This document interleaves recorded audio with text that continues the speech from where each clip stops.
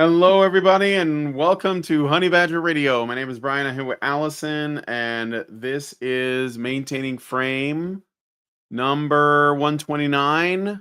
Here's why women struggle with friendships. We're going to be looking at a number of different, videos and an article talking Mhm. about the real crisis of loneliness, which is obviously the women crisis of loneliness. So now we're paying attention, or at least to Yeah. half the population. Yeah. Well, yeah. Yeah. What a surprise. We broke down the relationship between men and women, and now women are lonely. Who would have thought, Who would have Yeah, now thought they're being affected by it, and the suddenly consequences? we all have to do something. Yeah. Well, people are talking about it now. I've noticed that there's a lot less. Well, I mean, exactly the same. Like women face exactly the same problems when it comes to their friendships. In many cases, they have work pressures, they have family pressures. They just don't have time as they grow older. And I notice the discourse is distinctly different when we're talking about women's loneliness. When we're talking about women's loneliness, it's about the external pressures that cause them to lose track of their friends and how unfortunate that is for women and how we need to do something about it to change those external pressures. With men, exactly the same thing. Like you take, for example, the observation that a full-time job makes it difficult to maintain friendships. For women, it's all about how work-life balance is. It's not their employers don't help them, don't encourage a good work-life balance. For men, it's they don't prioritize their friendships in their downtime. They don't do the emotional labor of keeping them up. It's like it goes from somebody else is to blame when it's women who are suffering something, and it goes to men are to blame when it's men who are suffering something. That's something I noticed about the various discourse, because almost the exactly the same factors are at play when it comes to women's loneliness and men's loneliness. But when you look at the articles on why women are lonely, they don't blame women for it. They don't blame toxic femininity for it. They don't blame the women themselves. They just blame the external circumstances. So somebody else has to take care of these women. But when men are suffering the same issue, yeah, they don't get those affordances. Is that the right word? Affordances? I think that'll Mm, that'll do. That'll yeah. do. All right. So I do want to remind everyone, if you want to send us a tip at any point throughout the show, and with the tip is an optional comment. You can do so at feedthebadger.com/just the tip. That's feedthebadger.com/just the tip. Very much appreciated, because we get the full benefit of the funds. And if you do want to send us a comment, sending it to us that way makes sure that you don't have to deal with YouTube's comment enhancement system. So once again, send us a tip at feedthebadger.com/just the tip. We do have our monthly fundraiser live. So it's if you want to make sure that we can continue to create this content, go to feedthebadger.com/support and put some dosh in the hat for that. I do want to thank Richard, because he sponsored this show. So thank you, Richard. And we not only are we going to cover women's friendships and the obstacles towards women being friends with each other, which, because we're us, we're definitely going to take this into realms that other people won't dare touch, which I thought would be very beneficial. But if we get through enough of this, at the end, we might touch on the issue of lavender marriages. And I don't know if you guys know about this, but apparently some what is the word for it? Some incredibly stupid gay men, or at least one, has advertised a desire to marry a woman. Why he wants to marry a financial liability, because the courts don't care if you're gay, sir. They don't care. Why he wants to marry a financial liability he cannot have sex with, God only knows. But we'll cover that particular boondoggle if we have time. So it's a little bit of a twofer. All right, back to you, Brian. Shall we just Well, yeah. So I guess we're gonna go into. I don't know what you want to do first. So we have a Manifestel video called "This Is Why You Don't Have Friends." Then we have a BBC article called "Our Generation is Lonelier, So We're Friendship Matchmakers." And then we Mm. have another video from someone named Psychology with Dr. Anna called "Friendless Women Are Going Viral on TikTok." All right. I Let's don't start have with time codes for I looked at the friendless women one, but I did not look at the Manifestel one really. So okay. I got you time codes in the oh chat. okay. So Yeah, if yeah, you take yeah. a look. So essentially Manifestel begins with effusive praise of women's friendships, and says that they're so easy, so very easy. And then she spends the rest of the video describing how they are hard. And she touches, I actually, there's this moment in the video where I think she's being really, really honest, and we'll get to it. But she touches on the verboten things that we can't talk about. She touches upon women's jealousy towards each other and women's contempt towards each other. But she only most briefly touches on it. Everything else is just, oh, women can't have friends because the system doesn't give them, I don't know, malls to meet up in or some shit. Like doesn't facilitate women's needs. But that she does that one moment where she touches on what might actually be the truth of why women are struggling to maintain friendships. And then the other video again goes into issues with why women aren't having friends in this case. And this is something I want you to note. In all of these cases, it appears that women analyze it. Miss Manifestel and the other psychologist who actually does have a video that's a little less meandering and self-contradictory than Manifestel's, but they analyze the female friendship crisis by saying that women are not doing so they have this idea of how they would like to have friends with women, and they are saying women are not doing that, right? Not so explicitly, but it's basically what they're saying.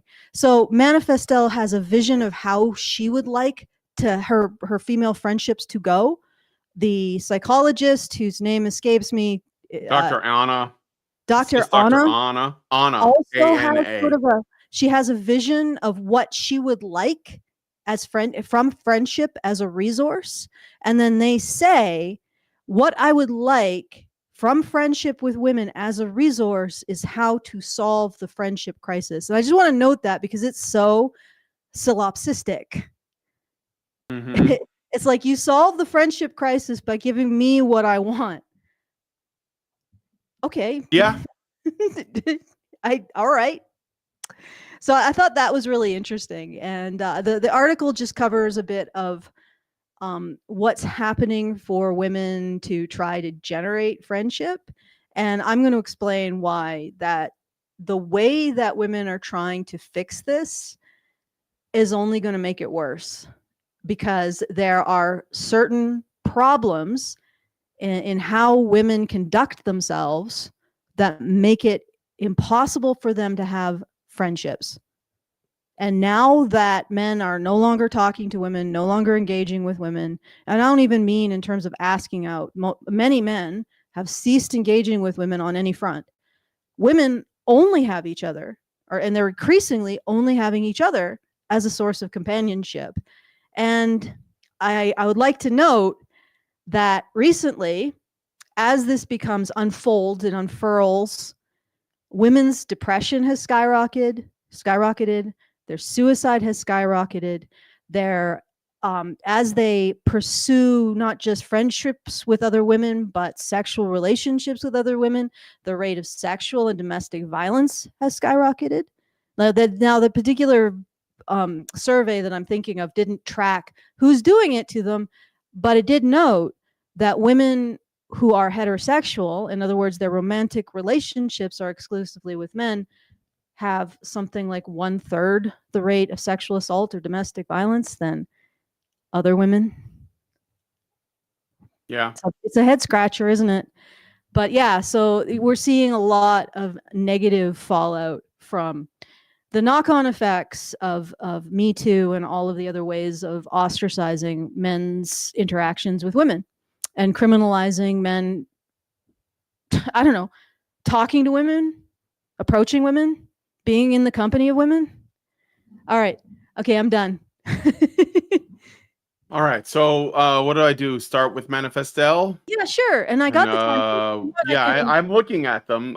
Is it the 1 minute and 6 seconds where she talks about the benefit of having female friends? You want to hear I think that I called it first? effusive bullshit about the benefit of having female friends. Go ahead, let's do it. Yeah. All right. All right. I'm gonna jump in 1 minute and 6 seconds in. So like a girl group. It has been sold to us from a very early hold on a second. I gotta turn off the auto scene switch because any age. And I sound am will selling move it it. to you too in this class, okay? This class is sponsored by Female Friendships, okay? I love Female Friendships. Like, I recommend it all day, every day to anyone who asks me, okay? If there What is the one hell? gift Okay, that before you we can continue. No, let's let it play out. Let it play out. I'll be All quiet. right. So All we right. can get through this. yourself, let it be Female Friendships. Like the kind of support and encouragement and just like good vibes that you get from good female friends is so unmatched, okay? Like the movies weren't lying to us when they show all these friends like having fun with each other and like braiding each other's hair. And it's like sisters that you don't share parents with, you know? And sometimes like those bonds can be stronger than like your own biological sisters, you know, for a lot of people. And I Oh, this is so saccharine and fake. Yeah, Um, utterly fake. I don't think based on this, I don't think she actually has a female friend. Because it sounds like she's dreaming of a female friend. That's yeah, why. it sounds Like, so like she's pedestalizing it a little bit. No, a lot. yeah, no offense. It sounds like sometimes there's in men who have or young men who have been having trouble with relationships and they have this vision of the perfect woman in their head, right? And I'm not trying to be mean or anything, but this is what this sounds like. It's like, yeah, you've never dated women. You don't know what they're like. And I honestly don't know what the thing is that she's talking in such superficialities. She's also seems to be not speaking from personal experience. Why would you say something like, I like female friends? What? You like your friendship with Susan. You like your friendship with Tara. You like your friendship with this. You don't like why would you Borgify this? You know what I Hmm. mean? Yeah, It's for like sure. it's you're not having a relationship. You're having a relationship with an individual. I guess if you're really into femininity, I mean that could be a positive aspect of that, but it's still an individual expressing their femininity, right? She's just like, oh, all female friends. It's so objectifying, like genuinely objectifying. And that's why I say, do you actually have female friends, Manifesto? Like, is this how you talk to? Is this how somebody who actually has had female friends talks about them? Is it Hmm. like, Well, I don't. If I could, yeah? Feel free. make a, let's say, put forward a theory. All right. My theory is that Manifestel does not measure her the weight of her friendships or relationships with women based on the actual like pros of, you know, what potentially could be the pros of a friendship with a woman. She measures it by the fact that it isn't a man, and that's what I think it is. I think that Oh, because she says over and over in all of her videos, she says, "What about men? What does she say about men? Men are labor and men are risk." This is like what she says all the time. And I wouldn't be surprised. I didn't watch this video, but just based on her content, I wouldn't be surprised if she believes that men are labor and men are risk, then by the nature of the paradigm that she is setting up, women must be either neither of those things or more hopefully or more likely the opposite of those things, which is like women are in, if you're in a friendship with a woman, if you have a close female friends that are not serving the patriarchy, that are not pick-me-shas, which Mm. are the opposite. Those are the women that are labor and risk because they get along with men. Then that means that her kind of woman is a woman that will bring her a sense of comfort instead of labor, and will make her feel safe instead of risk. So I think that she's not defining a female friendship based on the parameters of what is any good relationship, which is why she Borgifies it, right? Because a good friendship is a good friendship regardless of the sex of the person that you're friends with, and a bad friendship or a non-friendship is a non-friendship, right? I mean, there's no bad friendships. It's just not friendships, or even like your enemies or something. And my guess is that she is in this place in her head where men are labor and men are risk. Therefore, women must be the opposite of that. And even if she hasn't had that experience, she knows that the potential must be there, which is why she's gassing up women in the abstract in this opening statement. That's what I think. Okay. All right. Can I add to that? Yeah. Because she does say something about friendships and the kind of mindset women should have in them, which is interesting because if you think about it, she counsels women to have the mindset of being selfish in relationships with men, always thinking in terms of what they get, always thinking in terms of minimizing what he gets. But doesn't that suggest there is the potential of selfishness for women in relationships with men? Because she says something very different about relationships with women. And I wonder if maybe we should actually look at that first. Should I jump ahead to another time code? 10:03. 10:03. All right, let me see. 10:03.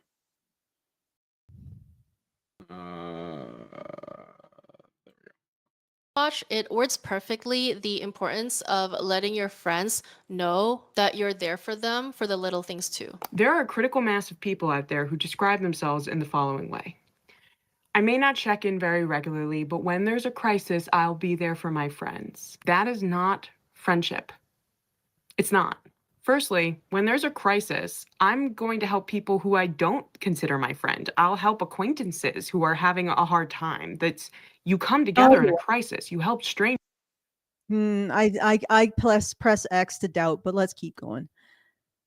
Yeah. I mean, unless that crisis is this sounds like virtue signaling. I'm such a good person that I help out people I don't even know. Yeah. Do you go to good like for you, I guess. Zones? Like what kind of crises are we talking about? Anyway, let's keep going. Yeah.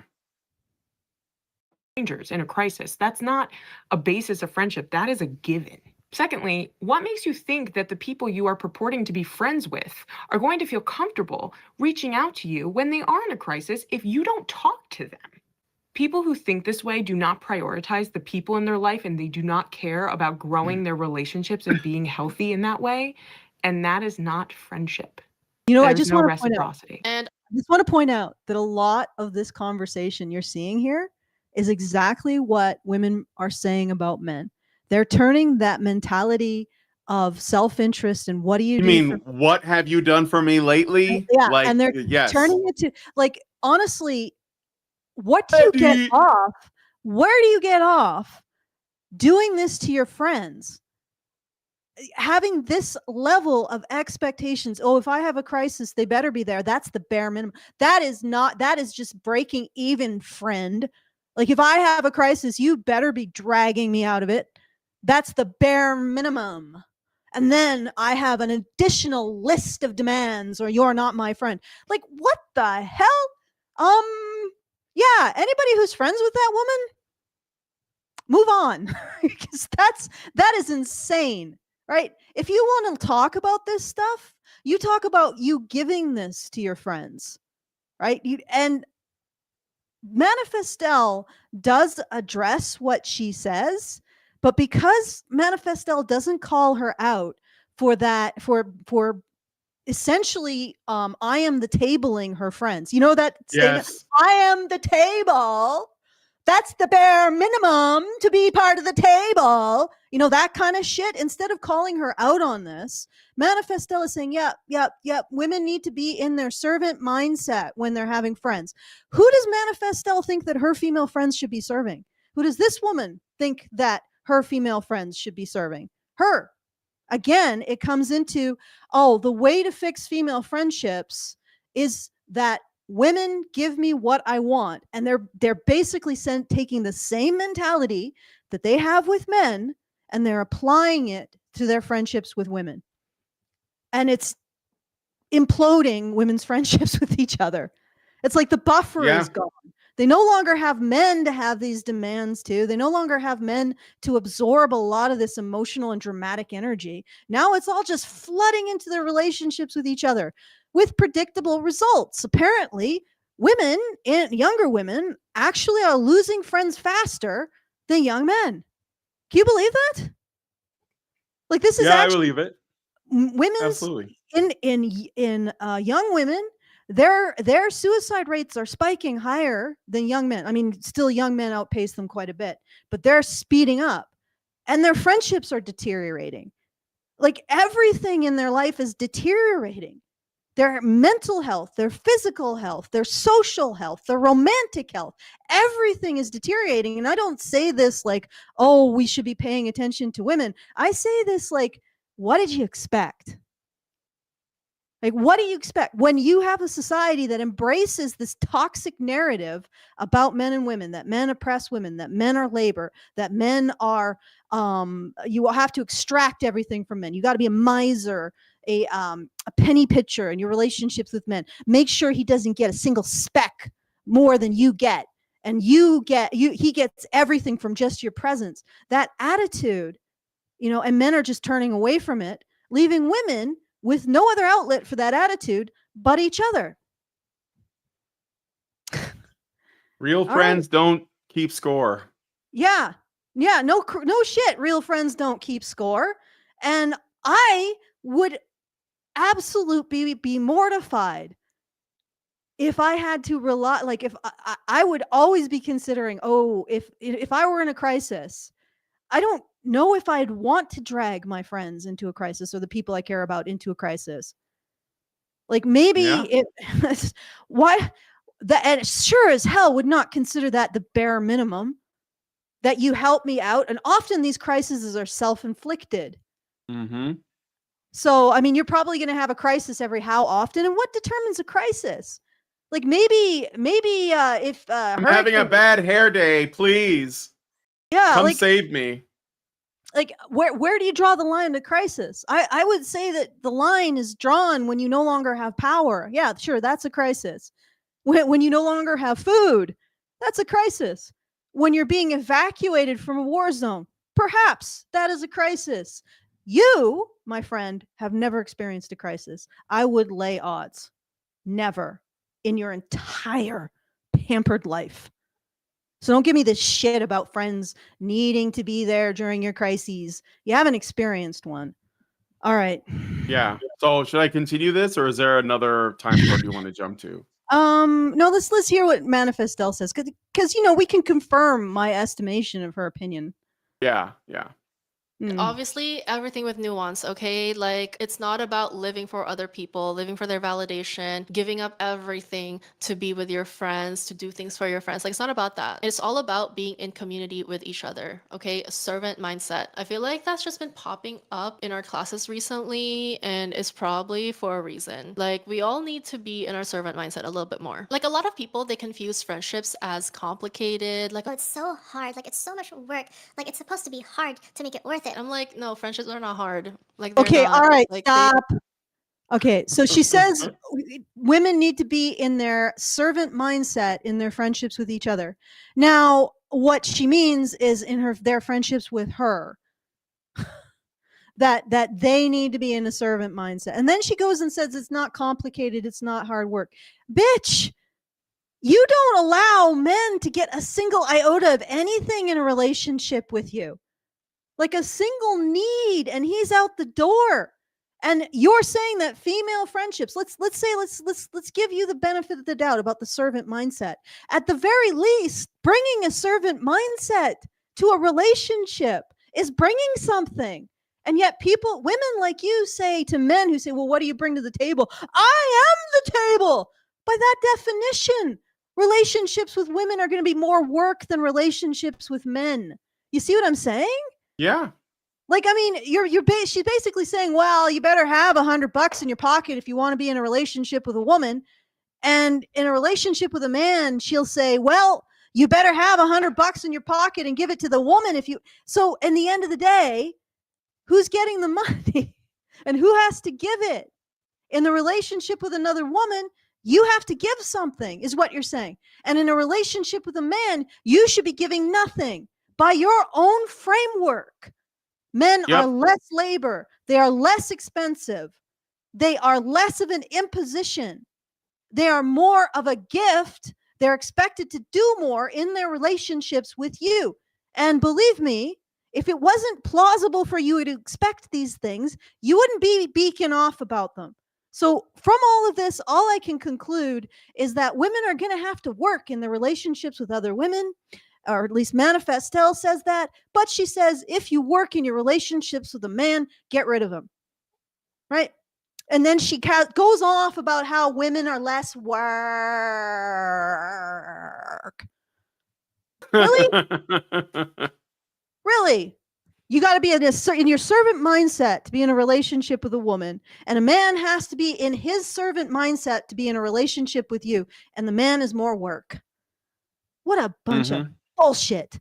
You know, this is the kind of bullshit that people bring into their lives that destroy them. Yep. Okay. All right, let's keep going.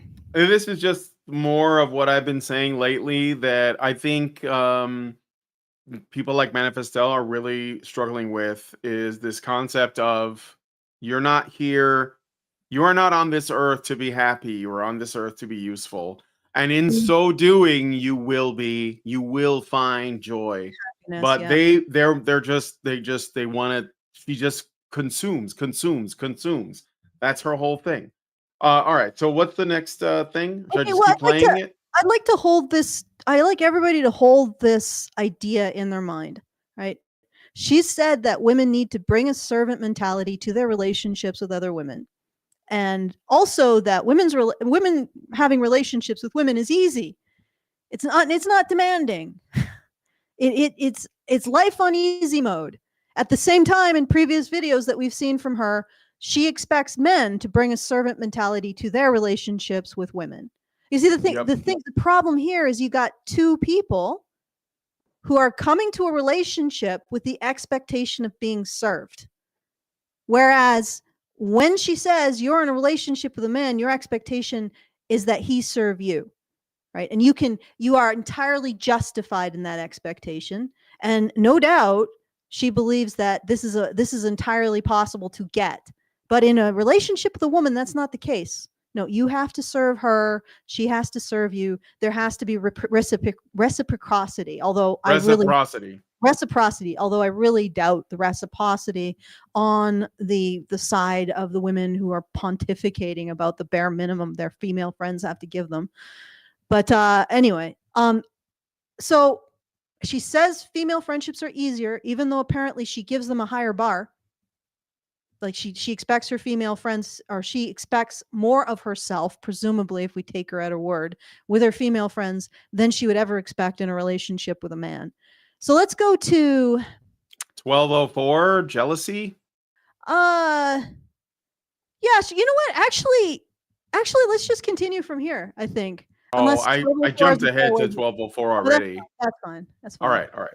Friendships with people we are jealous of. A lot of us are in friendships with people that we look down on because they're not making good choices. A lot of us are in friendships with people that we're just like, we don't like them, and yet we're friends with them just because we don't want to break up. Like, no, I honestly think that if you no longer look up to the person that you're friends with, you should let them go and find people who look up to them. Okay, hot take, I know, but you should only be friends with people that you look up to. Like, every person in your life that you are in constant contact with, you.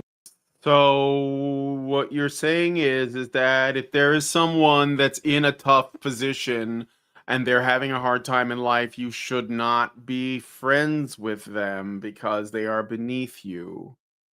Yeah. So you will never really have, because all people's life and conditions are in a constant state of change, and everybody's got shit they're going through.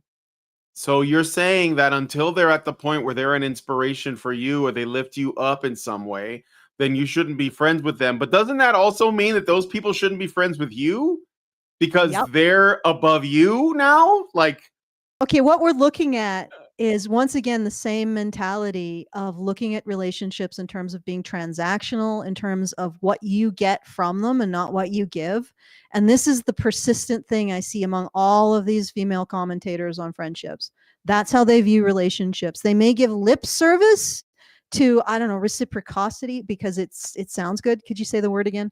reciprocity. Reciprocity because it sounds good. It sounds like what they should be saying. But everything that they are saying that has any kind of concrete application is get what you can from your female friends, compete with them. And the other thing is that if you go back a bit, she was responding to a video. It's before 1204. You can probably see it, in which the woman, a little bit further back, I think, a little further back. This Go. is like 11:30. Okay, there is some. Oh yeah, there. Yeah, I saw it briefly. I think. Keep When I going. was, Keep going. Keep going. this No, one? no, that's That the was previous. that. Okay. No, No, I'm I pretty don't sure see there was it. a video of someone talking about, or maybe it was her, being friends with someone you're jealous of. So what's the Well, distinction in manifesto? I could play it from here and see if Yeah, anything shows let's up. see. Let's see if we Okay. anything shows up. Yeah. All right. Are so easy if you actually like the people you're friends with. Okay, like I don't know, like it's not hard. It's like when people say marriage is hard, like oh marriage is hard. For who? Like marriage is not hard. It's work, but it's not hard. Okay, especially if you like the person you're married to. Okay, like I feel like a lot of this is like just can we stop being friends with people we don't like? Okay, and I saw this one TikTok about how this girl, she's posting about, I'm so done seeing Katie Fang's vlogs. Nothing against her, but it just inspires so much jealousy out of me. I had to block her. And I'm like, a lot of us are in friendships with people we are jealous of. A lot of us are in friendships with people that we look down on because they're not making good choices. All right. So that must be what you're talking about, where she talks Yes. about a video. All right. So a lot of people, or a lot of women are in friendships with women that they are jealous of. What's the But difference? if you're just between- following somebody on TikTok, are you friends with them? No. Because it's a weird. She's saying this person said this thing about this person that made a video on TikTok saying that I'm gonna not follow her. Pretty sure that's not a friendship. So, but anyway, go ahead. Yeah. So you're talking about a woman. Let's assume that she has a friendship with someone that she's jealous of. What is the difference between having a friendship with someone you're jealous of and having a friendship with someone you look up to? Right? Like, do you make the distinction, and how do you make that distinction, Manifestal? Because what you're saying now is don't be friends with anybody you have contempt for, but also don't be friends with anybody who might be doing better than you because jealousy may creep in. And also, how is it you have a servant mentality towards somebody who you look up to? Well, I mean, I guess you could, but it's not like they need you. And what happens when women are in crisis? Like we talk about that previous video. She talked about, oh, friends need to help each other when they're in crisis. Okay, I'll allow that she even has a conception of what a crisis is, but okay. Well, then if they're in a crisis, they don't have their life together, you no longer look up to them. Do you kick them to the curb? Like, what are these rules except get your bag, secure your bag and get her bag too, girlfriend. Except hidden behind flowery language like, oh, don't look at my behavior, ladies. Look at my lovely petals and how much I think you're wonderful. Come closer. Come closer, said the spider to the fly. Like, Yep. this is watching these women feed on each other. Like it's like a Shark Tank with chum in the water, and it's like okay, but it gets even more interesting as it goes along. So let's keep going.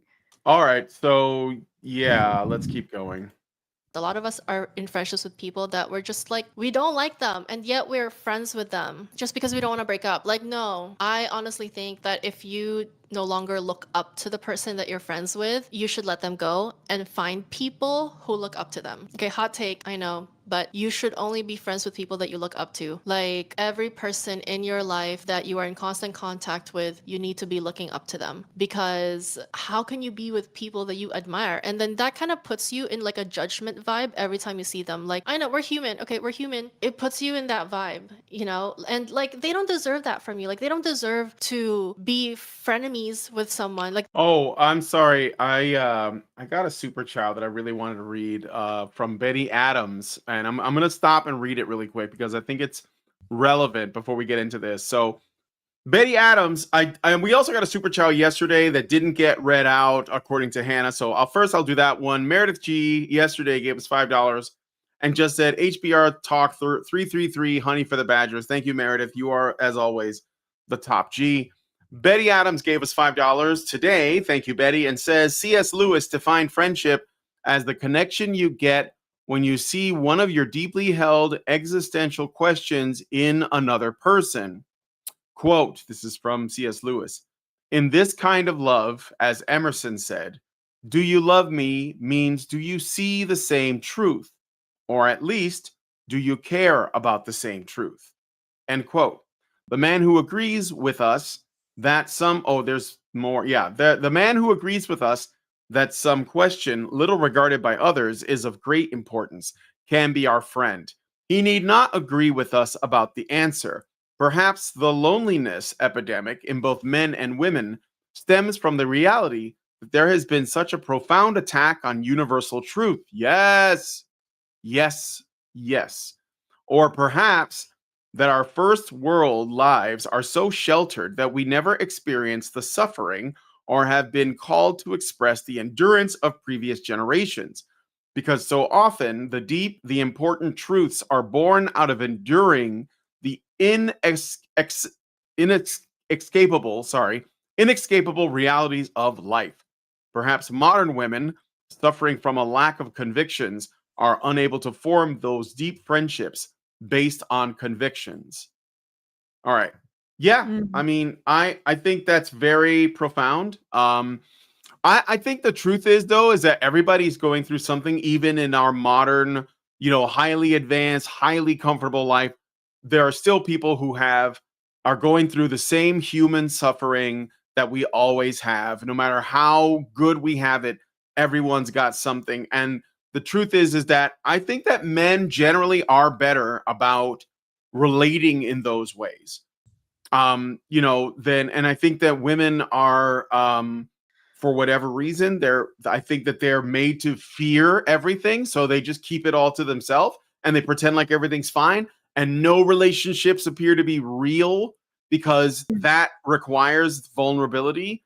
And Mhm. so, like, they're always going on about how men, in order to defeat toxic masculinity, they have to talk about their feelings more. But when men do open up, I think that they are genuine, but they will do it with the right people that they trust at the right time. But I think women go on and on about stuff that they feel that doesn't really mean anything. I mean, Mm. like Manifestel does it every time she makes a video. She's like, I'm feeling this, and this is the vibe, and we're all human and all that. But like, she doesn't risk anything when she No. talks on her podcast, right? She's not putting anything out there that is actually scary. And therefore, she doesn't actually get to know other people that may also have their own, like vulnerabilities, their own scars. Questions. Yeah, and questions, right? I think that is where you get real friendships. I mean, Mhm. but I agree. The universal truth thing has been abandoned. I mean, that is another aspect of it, another way of looking at it. But I think that's all true. So yeah, And thank you, actually, Betty Adams, for that. come to think of it, like I think I would consider Karen and Hannah my friends. And I think what's kept us sort of at least doing this stuff and talking to each other is having that question of, can you care about men? Can you establish some kind of responsibility towards half the human race? Right. And I don't know, sometimes we disagree necessarily on the answer, but we have had that question. And I think it's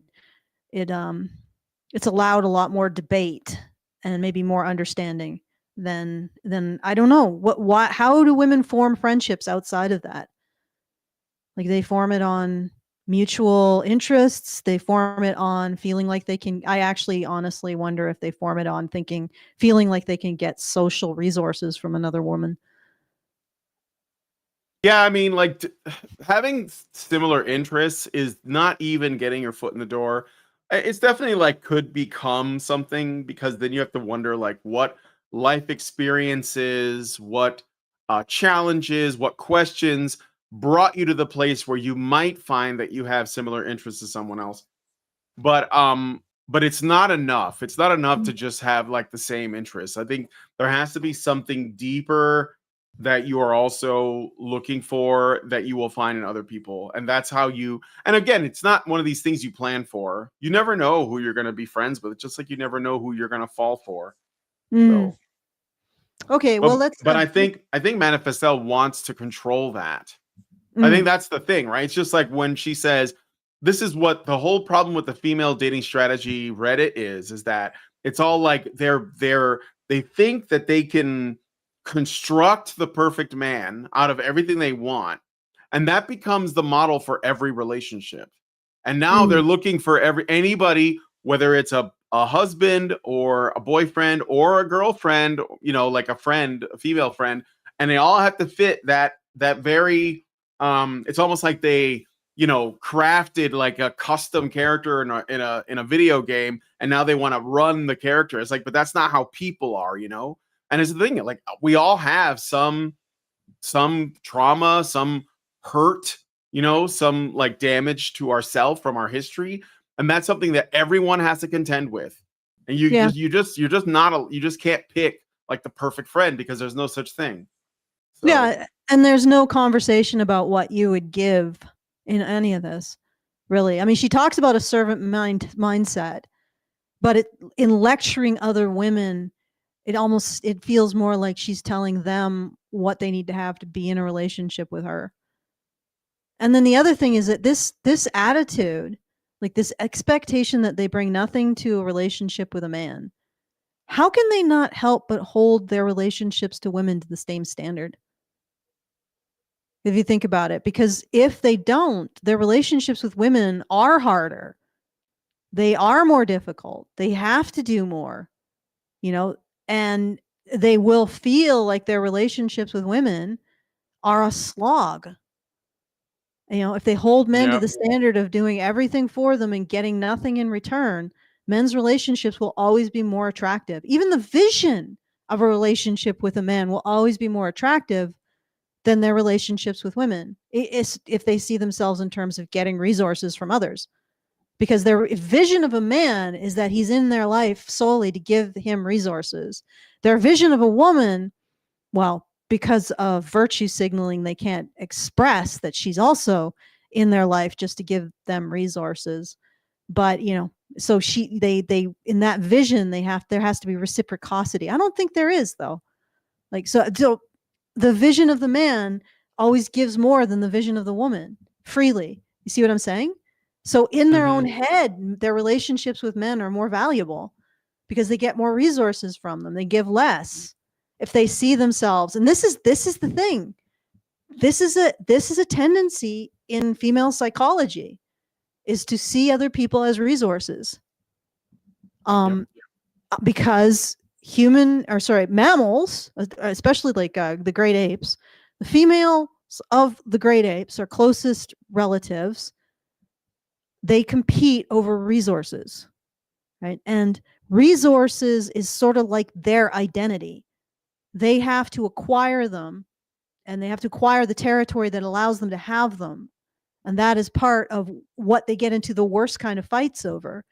And we're not allowed in this society to point out this is a psychological pitfall that women have, and it ruins their relationships. In particular, it ruins their relationships with other women, because other women don't have that suite of hormones, that psychology that men have, that sort of takes the edge off of being with someone who's demanding. That makes sense. So they're rubbing right up against other people who see their relationships in terms of acquiring resources too. And they're not liking it. And that's that. But the thing is, nobody can talk about that. And nobody can say, hey, maybe this is a problem that women have, not necessarily something that they're locked into, but they will be if they don't acknowledge it and be like, am I really being a good friend if I'm just seeing my friends in terms of the things they give me? Right. And, or alternatively, I'm seeing them like if I make something and they don't appreciate it, I insist that they're in the wrong, like, I mean, I guess every gift, it's the thought that counts.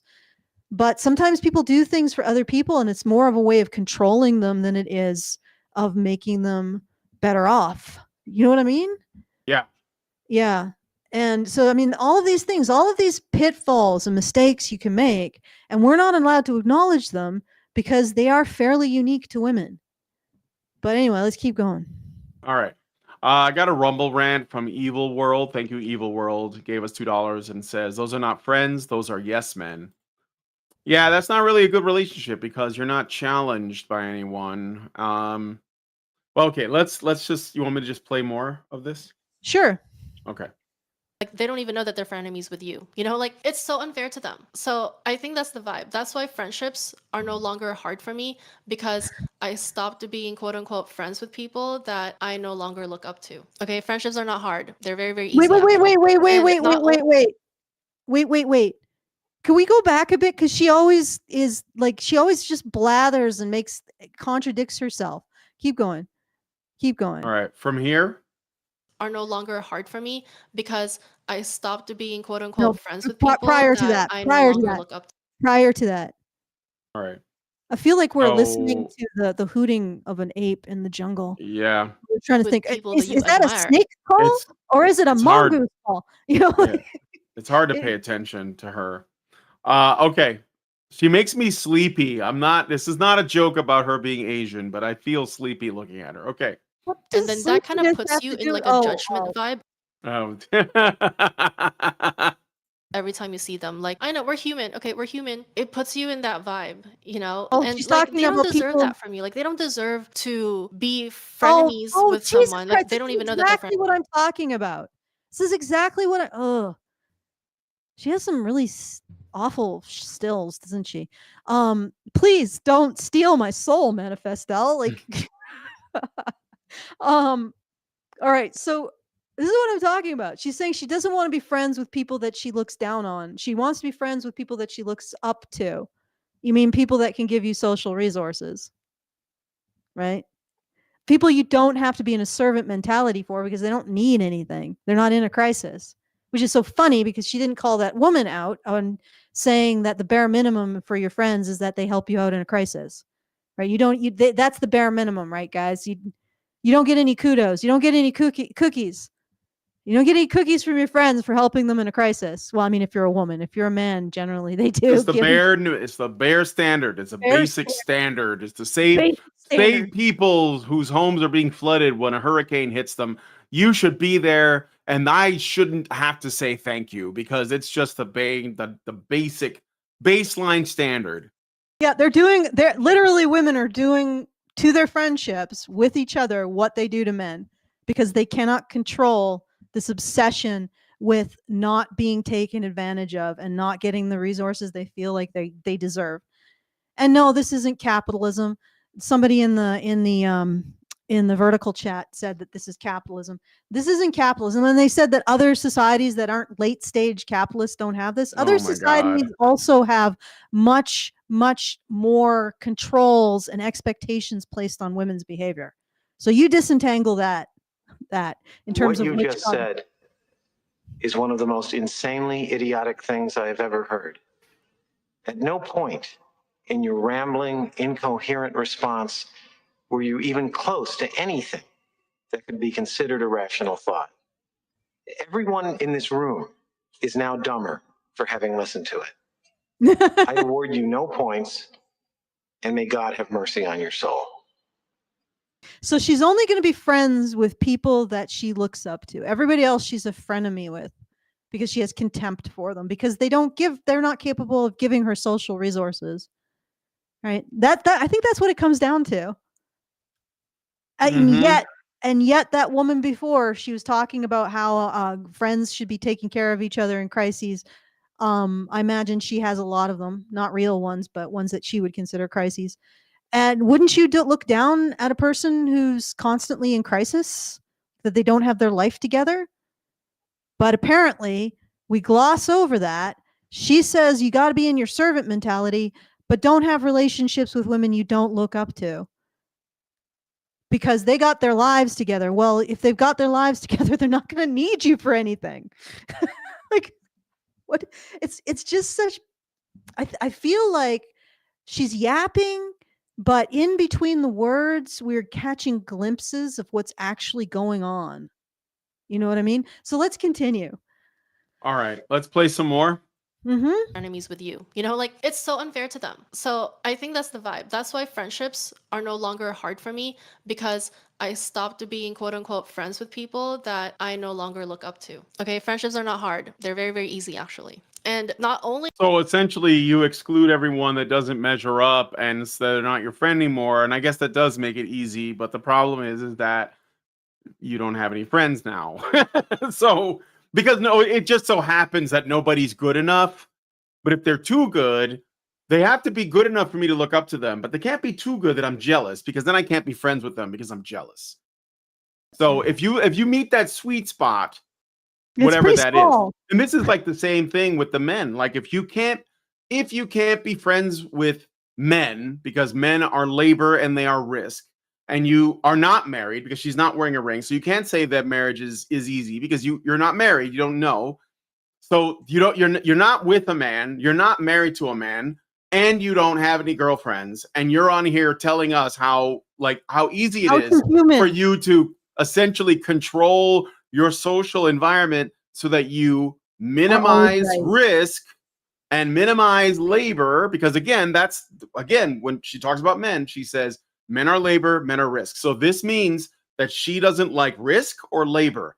Now, it also happens to be the case that women can also be labor and risk if those women are beneath you in your mind.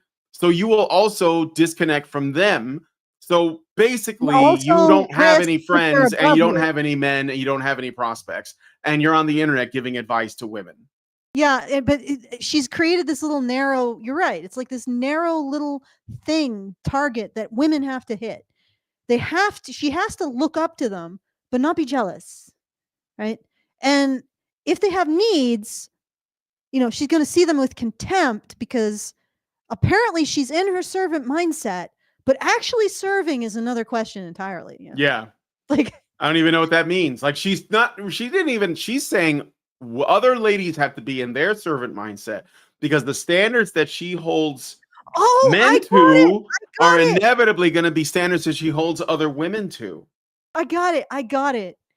She wants women she looks up to who are in their servant mindset so she can get stuff from them. Social resources. Yep. Oh man, because the thing is that, and the reason why I'm saying this, it's a logical consequence of what she's saying. She's getting rid of who's beneath her. Well, those are the women who need help. Those are the women you would express a servant mindset towards. And that's very biblical, actually, if you think about it. But so she only wants in her life women she looks up to, but there has to be a servant mindset. From who? Not her, because as soon as a woman in her life needs service, out she goes. So she wants to be in relationships with women who can give her social resources and have a servant mindset benefiting her. So this is the rat race. This is the bucket of crabs, right? Mm-hmm.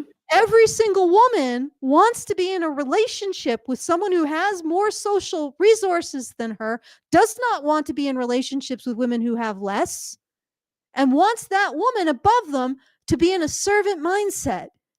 And nobody can point this out and say, hey, you're going to be really freaking lonely, ladies. Like, you're not even going to have female friends. And the cats are going to be sort of like they don't have a choice. You bought them. So like, good luck. Poor cats. Anyway. All right, should we keep going? Yeah, sure. Or do I draw another time code? Oh wait, let's see what's coming up. Let's see what's coming up because This is 1305, so friendships are friction. And sure, then let's okay. keep going. All right. Are they easy, but they make everything else substantially easier. And I love how Rosie Spinks says this in her 2023 Substack blog titled The Friendship Problem. Friendships are by their very nature made of friction. To know what is going on in someone's day-to-day life, to make plans with them, and then reschedule those plans when someone inevitably gets sick, and then bring over Calpol or soup or an extra laptop charger, to water their plants while they're away, to ask them to take your kids when you're feeling sad, or for help getting rid of mice in your house, to show up for the walk you planned even when you're a vulnerable, anxious mess. This is all friction. And All right, I'm just pausing for the banana. Let's keep going.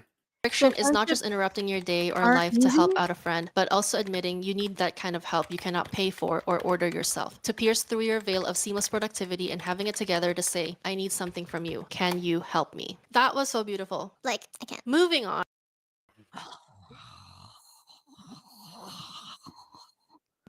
But like it's so shallow. Like Yeah. there was no substance. It was like bring over an extra charger and some TV and my laptop and we'll like and it's like well okay, look. Ladies, stop being so materialistic for your own soul, okay? Please, like find something of substance and find that in other people. Yeah, that means you might have to just be vulnerable with people. You might have to share something real about yourself, but please don't just be like, "Hey, you want to just like sip on wine and like watch like fucking Gossip Girl together. It's how we bond. It's how we're friends." That's not enough, man. Like I do stuff with my friends, but there's more going on there. Men are just really good at being friends, though, to be honest. This is something that this woman will never admit. Men are better at being friends with other men than women are with other women because Okay. for whatever reason. I'm just gonna say it, okay? We If you have think if you statistics. agree with me, give me a W in the chat. But that's what I think. All right. We have statistics. At least it's like sideways statistics. We got the receipts. Yeah, well, I mean, it's sort of something that implies it. It just doesn't directly underwrite it. But if you look at these stats on divorce, and I know this might rankle because orthodoxy, but if you look at the stats on divorce, men divorce each other at 1/3 the rate of women divorcing each other in gay marriages, and they divorce each other at half the rate of straight people divorcing each other.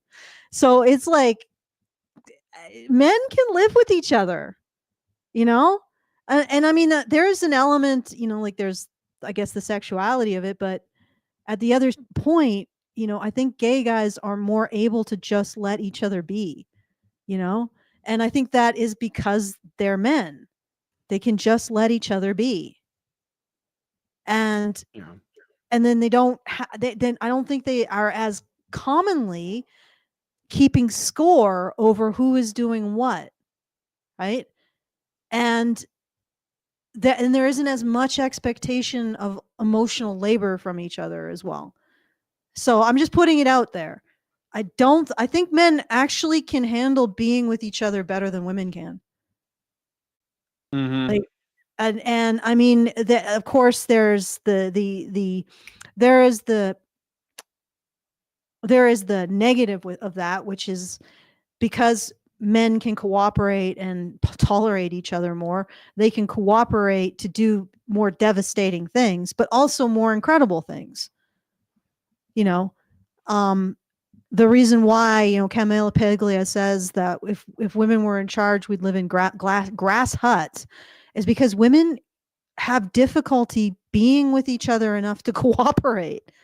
So they're not going to construct wars, but they're also not going to construct cities. I'm not saying they won't wage wars. I'm saying construct, which is to be the soldiers and the people prosecuting it. And go ahead, Brian, if you disagree. Well, no, it's not that I don't disagree. I was just thinking about the broader reason why I think like you're using homosexual relationships between men that they have the lowest rates of domestic violence, which and they're generally more cooperative, right? But even obviously you could expand this to include platonic heterosexual friendships between men. in the same way. And I think that a lot of it has to do with perhaps like the deepest parts of men and women and how those differ, which is that men are usually looking for ways to cooperate and work and serve because it's sort of like, it's built into our biology to do that, to sacrifice. And so when men are sacrificing for other men, like in a war situation, for example, that just is going to like bear out better.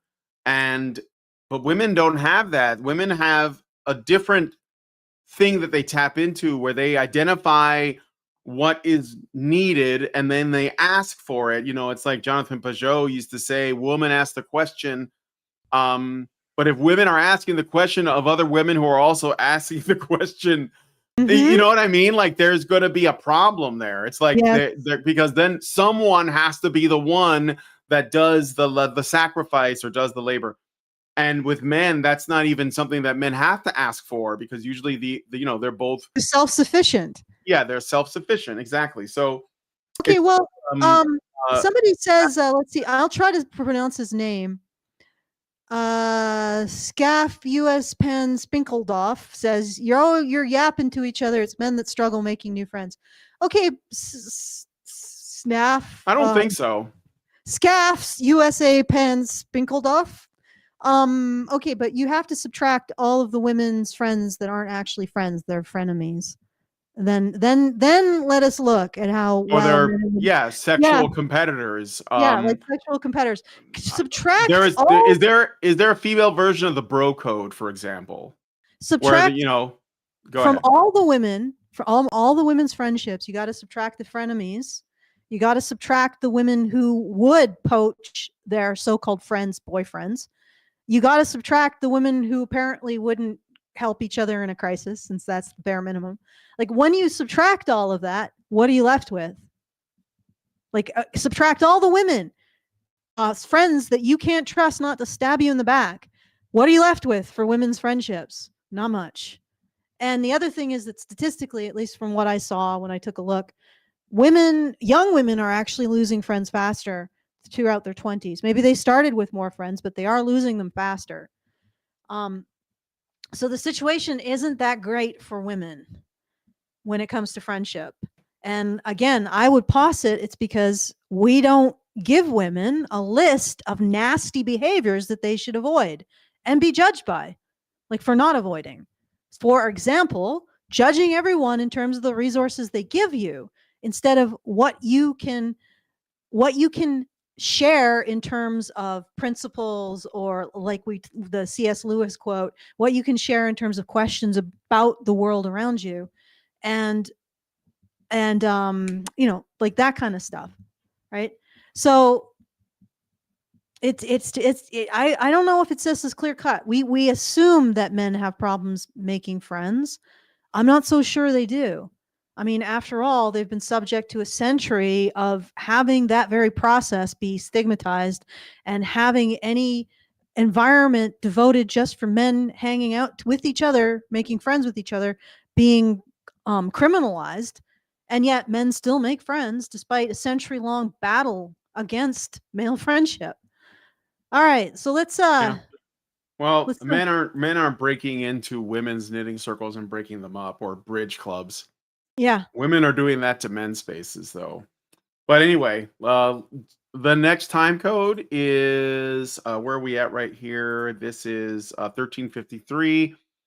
So the second reason it's hard to make it lack of third spaces. So let's see it.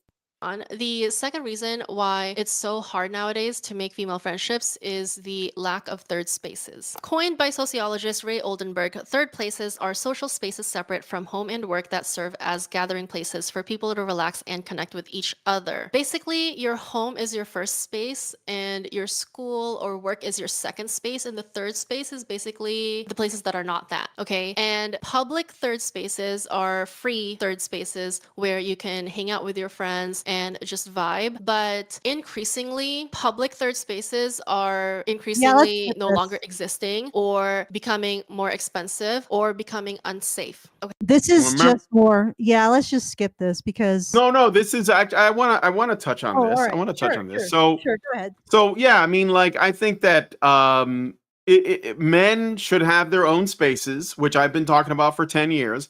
Women should also have their own spaces. And they don't, because for whatever reason, when men invest in something that creates a community, usually a hobby or a sport or something else, right? It they also tend to invest a lot of their time and money and effort, and it grows. And when it grows to a certain point, then all of a sudden there is a social cachet that comes with being part of it. Like if you're in a bowling club or a bowling team, or you're hunters, or you're engaging in competition, or you're into video games, or whatever it is, right? It may be a hobby that turns into a community that turns into something bigger because more and more men invest in it.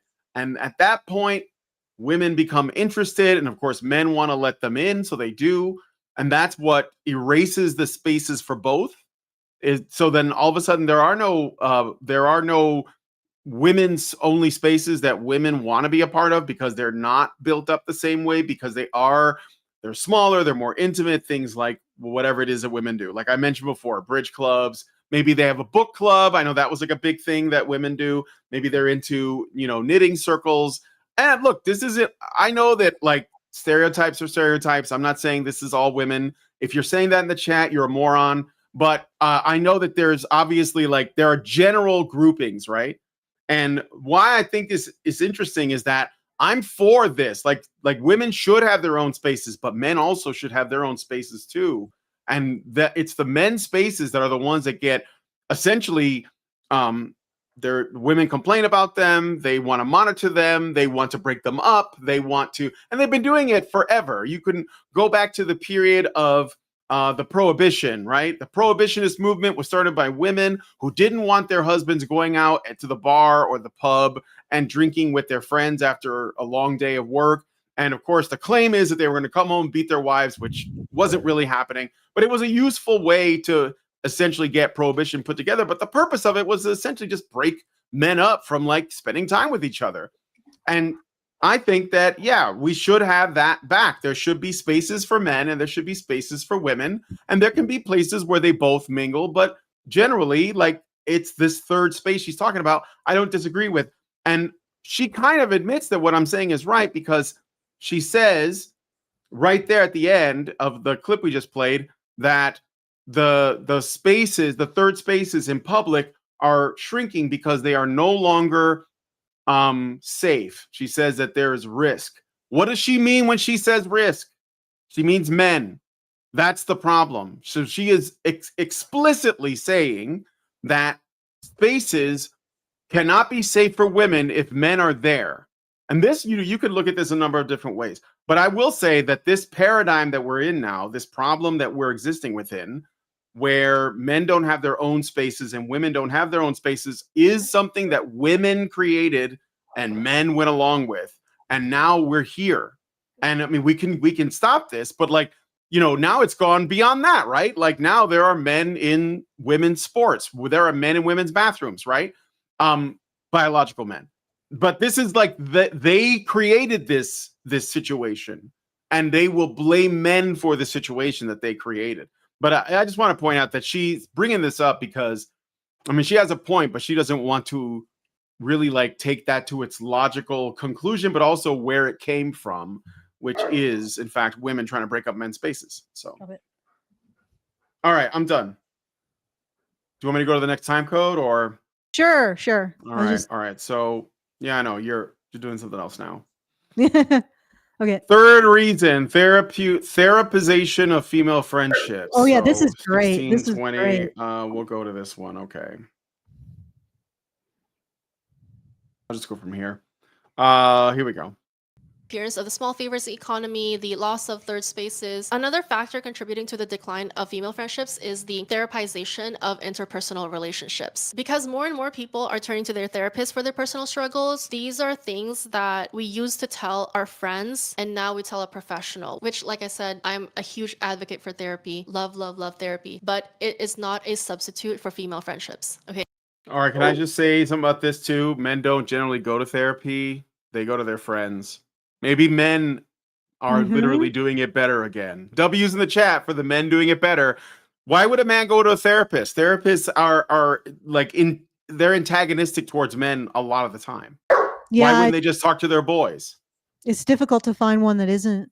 Well, I mean, if you're careful, perhaps, but a lot of them do follow the American Psychology Association's guidelines that basically make masculinity, traditional masculinity, a component of mental illness, like a contributing factor or a precondition for mental illness. Just being a man is they pathologize that. Yeah. Exactly. So I mean, like, why would you want to go to a place where right off the bat your identity is going to be condemned? Like, anyway, my doggo is getting really insistent. Okay. Yeah, he is. I'm going to tell him to shush. All right, I'm gonna play more of the video. Okay, let me say that again. I love therapy, but it is not a substitute for female friendships. And one thing that happens as well when a lot of people go into therapy, like, you learn all these words. I don't owe anyone anything. Put yourself first, this and that. We tend to apply that to our interpersonal relationships so that we can avoid having to be vulnerable, so that we can avoid having to take accountability, so that we can avoid having to work on ourselves. Okay? So like I said, everything in moderation. Like, if what you are doing is not giving you the results that you want in life, then something needs to change. Like, that's literally what it is. And this trend of therapizing our interpersonal relationships, it manifests in therapy speak. And there has been a rise of therapy speak. In 2021, Katie Waldman. Okay. Should I keep going? My soul is dying a little bit inside. Therapy speech. No, this is hilarious. Let's keep going. All right. Wrote for The New Yorker, The Rise of Therapy Speak, How a Language Got Off the Couch and Into the World. And therapy speak refers to the communication trend of people using phrases and terms that are commonly attributed to therapy in the language that they use in their everyday relationships. Let's look at some examples of therapy speak. When we would make plans with this friend, they would change them the day before. Trying to reschedule and rearrange events would be met with, the plan has changed. We're going to do an alternative activity. I'm setting a boundary. One of the key things to note is that it's totally fine and normal even to ask our friends to change plans. I'm sorry, but if you want to make sure that I never talk to you again, say I'm setting a boundary. Well, here's the thing. Like, she's what she's essentially saying is I get to control the agenda, and if you disagree, then you are impinging on my boundaries. Like that's insane. But it's hilarious too, because it's what women do to men. Yes, they do. They are definitely doing. Well, how would that not inevitably be a thing that they do? If they're doing it to men and then all that's left around them are other women, they're going to start doing it to the women. And the women are going to be like, what's happening? I don't like this. So do you treat other people this way? Well, only men. Well, I mean, besides those guys, besides them. Yeah. Well, there's this individual Darth Chingasso in the chat who's saying, we are pointing out negative things about women. And of course, it would be fine if we were pointing out negative things about men, I'm sure. But here's the other thing. Like, once again, I'm going to go back to that statistic. Men can stay married to each other. Women can't. Like, I mean, if you care about women, why wouldn't you point out what they're doing wrong? Why wouldn't you point out where they're making mistakes? Why is it that? I don't understand. Like, if you care about someone, you tell them when they're screwing up. That's what we're doing. Yes. Like, you tell them the pitfalls that they may have. Like, what you're doing is you're prioritizing a pedestalization of women over women's own life satisfaction. And you're saying, well, I'm the one who cares about women more. No, you're not. You're the one who cares about a particular vision of womanhood, which probably is really self-serving, psychologically self-serving on some level. Right? Because you don't have to recognize women as moral agents. But again, like, men can stay married to each other. Women can't. There has to be a reason behind it. And that's what we're looking at. All right. And presumably, if men can stay married to each other, they can also be friends with each other. Because when you introduce sexuality, it makes the relationship more difficult, not less, generally. So, because there's more emotion, like there's higher emotions, there's more potential for jealousy, all kinds of stuff. So, if men are doing better than women at the hardest relationships to maintain, it stands to reason that they are doing better than women at the easiest relationships to maintain. And perhaps the reason why there's a male friendship crisis is because feminists explicitly destroyed everywhere where men could meet just to pursue friendships and relationships and the company of other men, right? Women can still do that. Men can't. So don't tell me, oh, men are no good at friendships. Like, it's like women have a car and men have a car, and you went to men's car, you stripped off the, you took away, you took off the wheels, you took out the engine, and then you put them on a racetrack, and you found out that the women could still go around the racetrack. Congratulations, you fatally handicapped men's relationships with each other, and then found out that women can have friendships better than men. No, you didn't. You found out that when you fatally handicap men's relationships by destroying their ability to associate with each other for the express purpose of pursuing those relationships, that women suddenly are able to have more relationships. It's a fatuous finding, right? And then once again, we're back at, you can't seem to stop men from marrying each other. How is it that married men can handle an even more difficult relationship than women, which is being married to each other? All right, let's keep going. All right, but more of this one. Yeah. Where we're getting into trouble here is in this example, the individual didn't ask for anyone else's input, they didn't check on anyone else's needs, and it was really phrased as, I've made this decision and that's final. Essentially, therapy speak is using the word boundaries or self-care to disguise selfishness or cruelty. Interestingly, comment under this TikTok. Yeah, they do it to men too. Okay, let's keep going. Interesting. You don't say. Even singles out the use of emotional labor to describe listening to your loved ones talk about their feelings. The same thing happened a while back with using emotional labor to describe listening to your friends or partner talk about feelings. And someone said, OMG, yes, I had a friend who over brunch said she was doing emotional labor just this once by hearing about my week. LOL. that is wild. That's so wild. And I can't stress this enough, but like healthy relationships should provide space for You see where this is amazing? It is. It's amazing that she's saying all this, agreeing with it, and not realizing that she does this. Like, this is her whole shtick. But it's also But that only when it's men, though. Only when it applies to men. Yeah. all of this stuff that these women, and she's calling out women for doing, she says, do to men. Well, lady, when you encourage women to behave in this way, there's nothing stopping them from behaving this way towards other women. Like, there's nothing stopping, because there's no way of shaming them for it. Like, you think if a woman punches men, that she's not going to punch you? Like, if there's no ability to stop her, there's nobody who's going to arrest her or even shame her for her violence, and you are putting that in place. You are part of the whole edifice, Manifestel, who's putting it in place, the idea that women cannot be shamed for any of their negative behavior. Well, when you don't shame women for their negative behavior, they don't always direct it only at men. They also direct it at other women, and there is no control over it.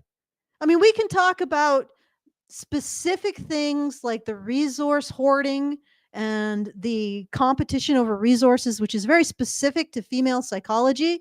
It comes from, the past, where resources are absolutely essential for raising children. So women have that pitfall. They're extremely jealous over resources, social and otherwise. We can talk about that as a specific instance, but the big problem is that nobody can blame women for this behavior.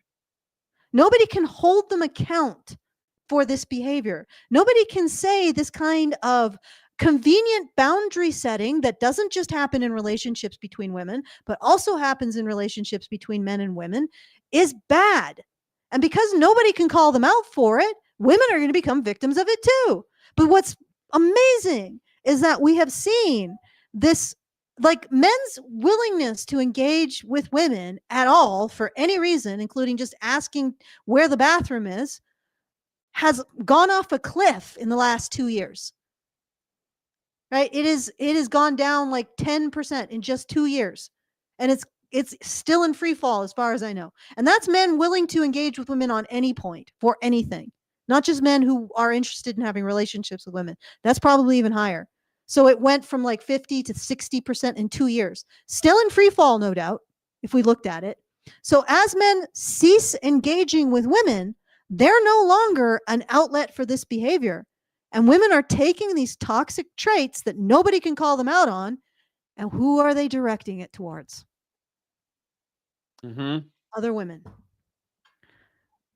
All right. I guess it was okay when they were just directing it towards men. Like, we didn't have to call them out on it. You know, it was just a way of making men prove their manhood. Okay, let's finish this off. Like, I think that this should almost be over, and then there's like one more.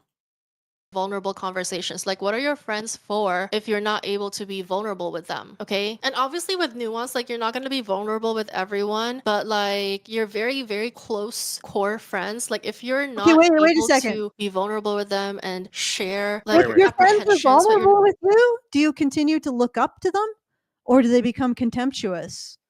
Like, this is freaking hilarious. This is the shit contemptible, that men, you mean, but yeah. Yeah, contemptible. This is the shit that men have to deal with their relationships with women right here. You remember that whole screed she had about now female friendships are easy because she only is friends with people she looks up to who don't need her help, who probably don't need to express their vulnerabilities, who don't need her advice or whatever she thinks is the too much emotional labor she's doing with her friendships. So they're easy now because she's getting resources from them, right? Until they decide they to kick her out of their life because she's contemptible. But it's like, this is the same thing that they do to men. If you put these two together, the instant Manifestel's female friends express a vulnerability, is that going to make her look up to them? No. They're going to go down in her estimation, and then she's going to be kicked to the curb. And that is right. They're going to become labor. Yes. And they're going to become risk, just like men. And then there's going to be kicked to the curb. And this is a direct reflection of the mentality of seeing people in terms of the resources they provide you. Okay, let's keep going. All right, the rest of this one or the next time code? There's I mean, we got the gist, and this thing's almost over, but you're nervous about your dreams, your hopes. Like, are you really friends though? And it brings me back to what I said earlier. Like, can we just be friends with people that we actually like and who like us? Because that is what will solve female friendships, like being perceived as difficult or hard. Like, oh, female friendships are so hard. Girls are so hard. Like, no, it's hard because you're friends with people who you don't even like or don't even like you. No, this is the way that you're describing how you structure your friendships, Manifestel, if you have them, does sound really hard. Because in order to be friends with Manifestel, she must look up to you, but not be jealous. If you do anything that makes her think that you are beneath her, for example, having a vulnerability or a need, or maybe expressing too much emotionally, you will be kicked to the curb. Because she will perceive that, I don't know, she doesn't get enough social clout from you. No, this sounds pretty freaking complex. It sounds like you're bringing in a lot of the crazy rules that you have around relationships to men with relationships to women. Almost like all of those crazy rules that you had with relationships to men had nothing to do with romance or pair bonding, and everything to do with your own psychotic behavior, which you haven't addressed. Which, now that you don't have an outlet with men, where does it go? It goes to women. All right. So I jumped ahead to the next bit. This is about financial barriers with your friends, I guess. I didn't know that was an issue. And you know what? If people don't want to put in the effort to being a good friend, like it's okay. Just like don't make friends. Okay. So once you decide that you are ready to be friends with people, then put your whole back into it. Okay. Like really put your whole back into it, because that is how you will make your friendships so much easier, is when you are in your servant mindset and you find people who are in that similar mindset as you. Like, I don't know, like female friendships are not that hard, I swear. So the last reason that we're going to talk about as to why Okay, we so have you put a your female back friend. in the female friendship, but you were only friends with women you look up to, and you look up to them because they have their life together. What are you putting your back into? Like, this is such a freaking, like, this is, if it is not revealing in snips and little flashes what's actually going on in this woman's head, it's just blather. Yep. All right.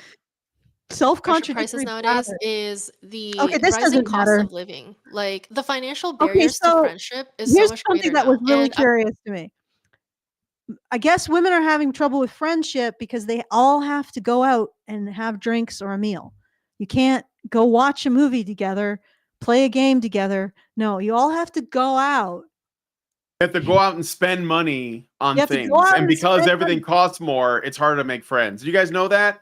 Did you guys know that friendships are expensive and frivolous? Okay, so you don't have to do things with your friends that require money. In fact, probably if you're doing things with your friends that require money, they may not actually be friends. They're just placeholders so that you don't have to do them outside without, by yourself and feel judged. But here's the other thing. She's talking about how it's financially difficult to have friends now as an impediment to friendship. But certainly that's not an impediment to men taking her out and paying for everything.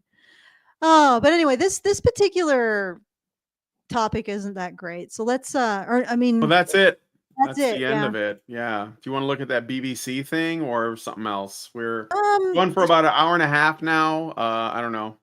yeah, like we could look at the BBC thing. Sure. All right, we're gonna look at the BBC thing then. All right. So this is an article or is it a blog? I don't even know. What is this? It might be let me see. This is an article. Our generation is lonelier, so we're friendship matchmaking. Now, I'll just give you the gist. Essentially, it's like a Bumble for friendship. So they go on these like friend dates and Oh, stuff. it's like a app for making friends. Yes, it's an app for A making friendship friends. app.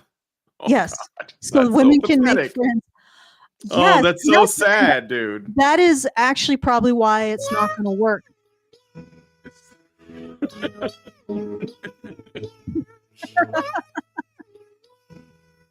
Sorry, that is just too Honestly, sad. that's why it's not going to work, because I guarantee all of the women on that app are when they see the other women on that app. First of all, it's all going to be very superficial, no doubt.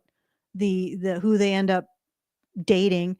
Well, they're gonna pick. Look, this is what they're gonna do. They're gonna pick women who are fatter and less attractive than them, and then hang out with them in public so they can look more attractive by comparison. It's gonna be the new battlefield of essentially female sexual competition, female intersexual competition. That's what it's gonna be. I swear to God. Wait, give it 1 year and look at the data. And I'm telling you, that's what it's going to be, because it's not based in anything real. I mean, I don't know. I haven't read the article, so you looked at it. No, I don't think it is based on. I mean, hobbies, I guess. But the problem is that every woman who's on that app is going to be judging every other woman on that app as contemptible because Yeah. they can't get friends another way, and that's going to be corrosive to the relationship. And it's like, and again, it comes back to this whole idea that there's this unstated behavior or unstated impulse that They want relationships in which they can get more resources from them. And they're going to perceive everyone else on this app as not being able to provide that. It's below them, even though they're also on the app. So it's like it's just this unbelievable like hierarchy of misery. But anyway, but they're going to try it.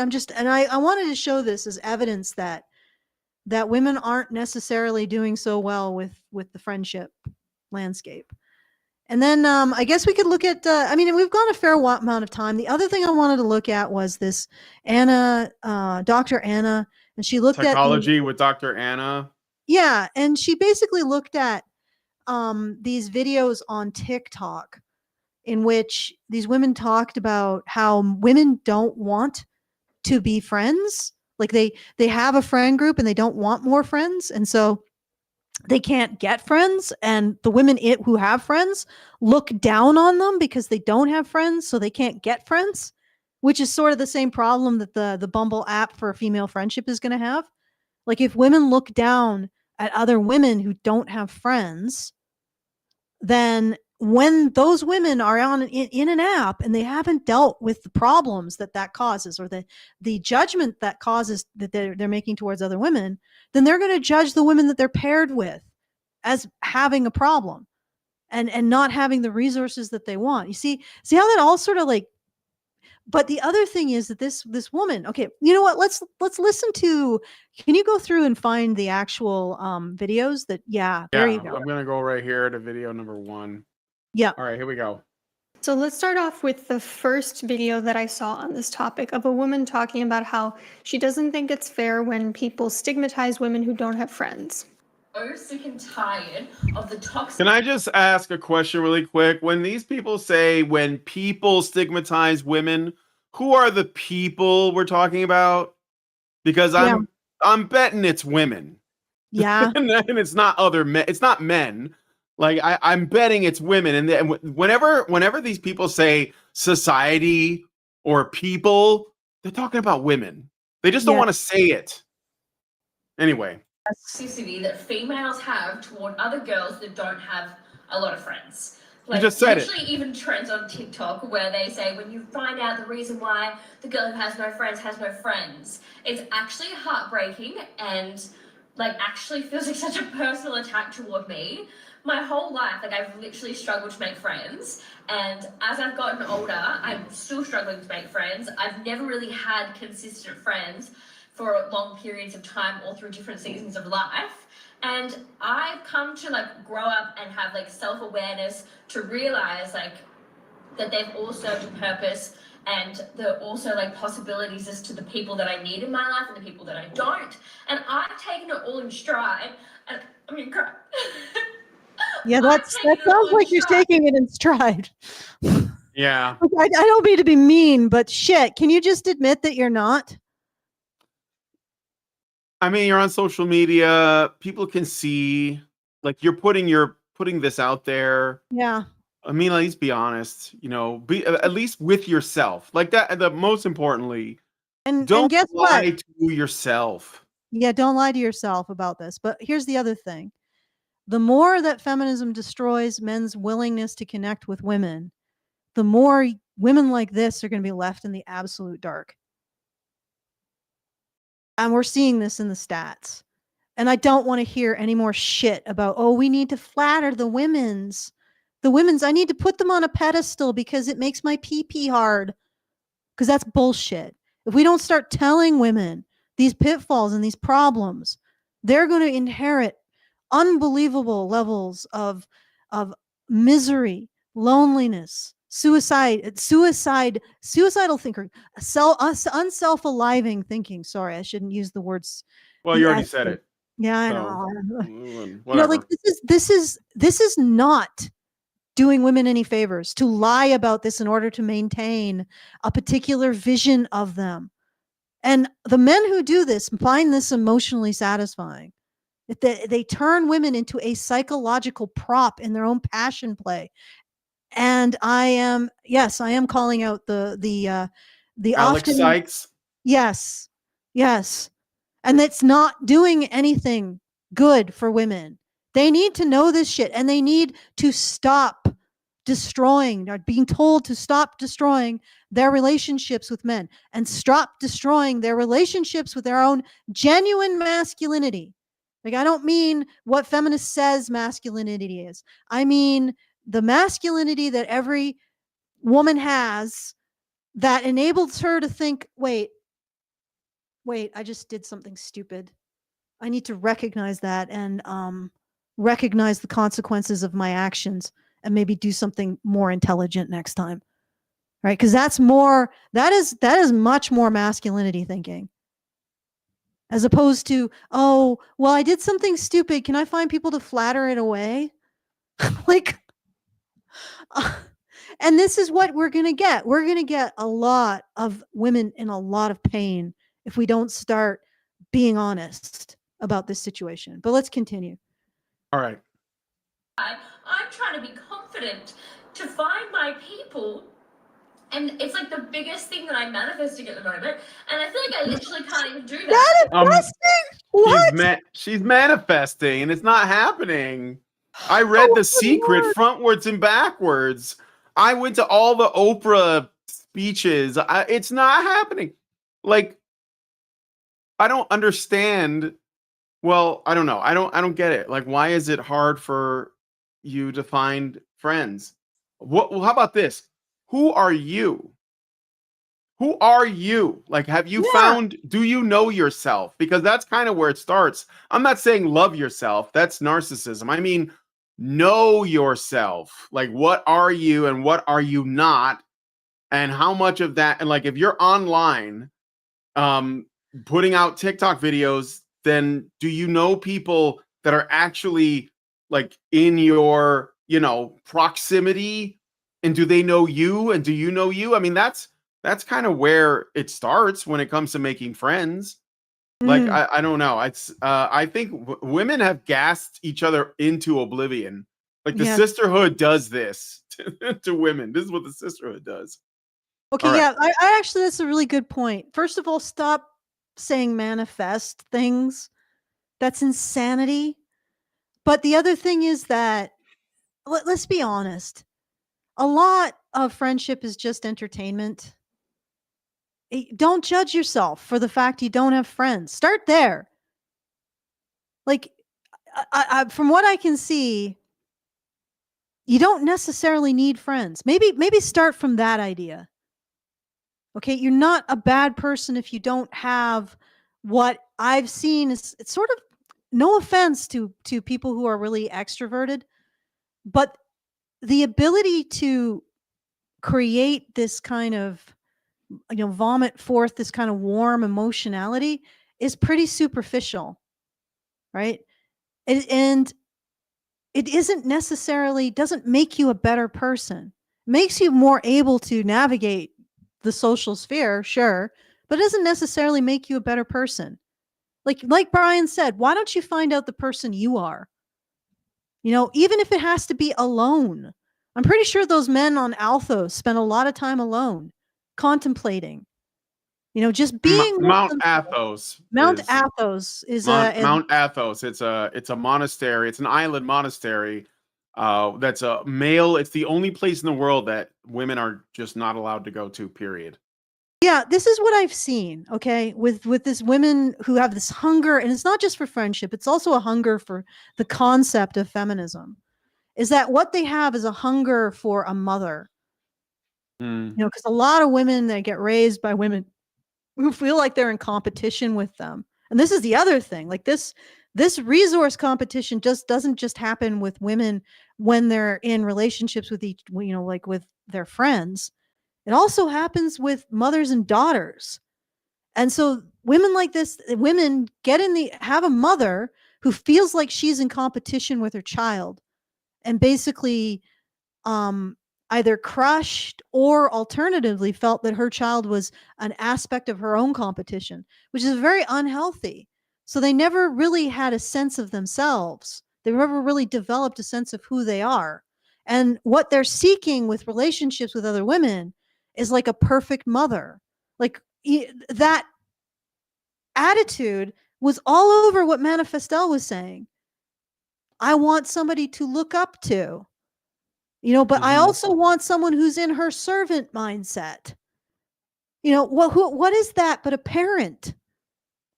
Someone you look up to protect and provide for you.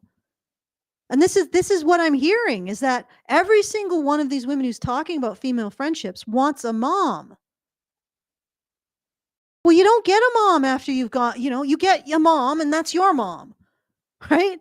And once she's done with you, it's up to you to deal with whatever baggage resulted from that. If no baggage, congratulations. If you had a great mom, this doesn't apply. But you can't seek that in adult relationships with other people. Like Brian said, find yourself. Find yourself beyond the baggage, okay, of what you think you need. Anyway, Mhm. I have a little rant. Let's keep going. Because now there's like this ideology that's spread that if you don't have friends, then you're like not worthy of having friends, or people should want to steer clear of you. Like, to me, that is the same as saying, like, I don't want to be in a relationship with you unless you're already in a relationship, because if you're single, then clearly you're not good enough to be in a relationship with me. Okay. All Oh, I right. wonder where did that what's that about? Like Yeah. what do you I can't think of any Women, parallels to that. Is that something that women do? Like what? they take this to their relationships with men. Men need to have social proof for a woman to be in a relationship with them. And Yes. now that you see this in the relationships between women, this is everything that the red pill bros talk about. Everything that these women are complaining women do to them, women do to men. Except that's apparently a free action. Like, women can do it and it's fine because men should be sacrificed, blah blah blah. Men need to prove that they're a man. But now this is happening to this is happening to women in these between each other. Like I thought this was just, I think that this is a really insightful look at what's going on with women. Mhm. And I yeah, mean, essentially the standards that they were already holding men to, they're now holding women to because there's no men around to do that to. So now they're going to do it to women. yeah, and people, on our side in the manosphere, we're not really part of the manosphere, men's issues community, we've talked about women holding men to these standards. Mhm. And you see them doing it to each other. I've never heard of a man say that, "Oh, I can't be friends with him because he doesn't have friends." Nope. Like, Nope. Nope. I've never seen it either. I think men can just be around each other. But first of all, men can probably just be in the presence of other men doing stuff as long as they're like doing something together and they all have like a similar goal or whatever. And they could literally not be wondering, like, are we friends? Like they're not even wondering that shit. They're just like, we're in this space. I'm reminded when I I've told this story before, but it was like a great moment in my memory that I really enjoyed. I used to work at this art supply store, and we had these little tiny satellite stores. So I worked in an art supply store, and it was two little satellite stores that were operating from inside of art schools in the area, and they'd be like one little room, and we were closing one of them down because the school was moving, and so there was no need for that there. And myself, my manager, so I was the assistant manager, the store manager, and there was like another local manager that operated the satellite store. All three of us men, we all took everything out of the store, tore it all out and moved it all over to another location. It was all day. We were, it was in a hot summer day in Chicago. We were dripping with sweat. We were like dirty, and we were just busting ass all day. And then like around 7 o'clock, we were finished. 7 o'clock at night. And my boss was like, "Do you guys want a beer?" And we were all like, "Yes, it's Miller time." And we went, and like I worked with some of these people, but I didn't know them. But it wasn't even a problem. Like we all just had beers together and we ate like burgers, and it was great. It was so like, I don't know how to put it. It was so satisfying. And yeah, for that period of time, those were my friends because we were working together on some project that nobody wanted to do, but we had to do it. And so that's just the way it goes. So I don't know. Something about that. It's just I don't know that these women have ever been in that position. And it's normal. So anyway. Allison has stepped away, so I'm going to play the rest No, of I'm her. here. I'm here. Okay, I'm here. okay. I can hear you. I'm I gonna- can hear everything. I'm I always, know, I know. I'm always listening. Okay, I'm gonna play the video. It's Miller time. That's what I said. I literally said that when we were done. And I'm not one to even drink that beer, but I was like, we're doing that, and we did. It was great. Like, do you guys see how that doesn't quite work? And it's just stopping me from achieving my goals. Like, I'm actually afraid to continue to go after what I know I need and what I've worked toward and what I know I deserve, because I care about what other people think, which is something I'm really trying not to do. But how can you not when you've almost created this species of person that I'm now falling into the category of? That was normally occupied by men. Is that what you're talking about? It's like this species of person that Friend cell. She's a friend cell. she's a friend cell. It's over for friend cells. It's over for BFF cells. All right. So I think that's the end of that video. Do you want me to keep playing that, or do you have a phone call? Looks like you're taking a call. This is a bad time for this. No, it's fine. It's I just had to catch up, but I just had to take that. But yes, friend cell.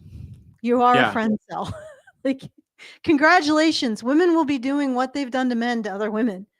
Oh, it's gonna be a freaking bloodbath.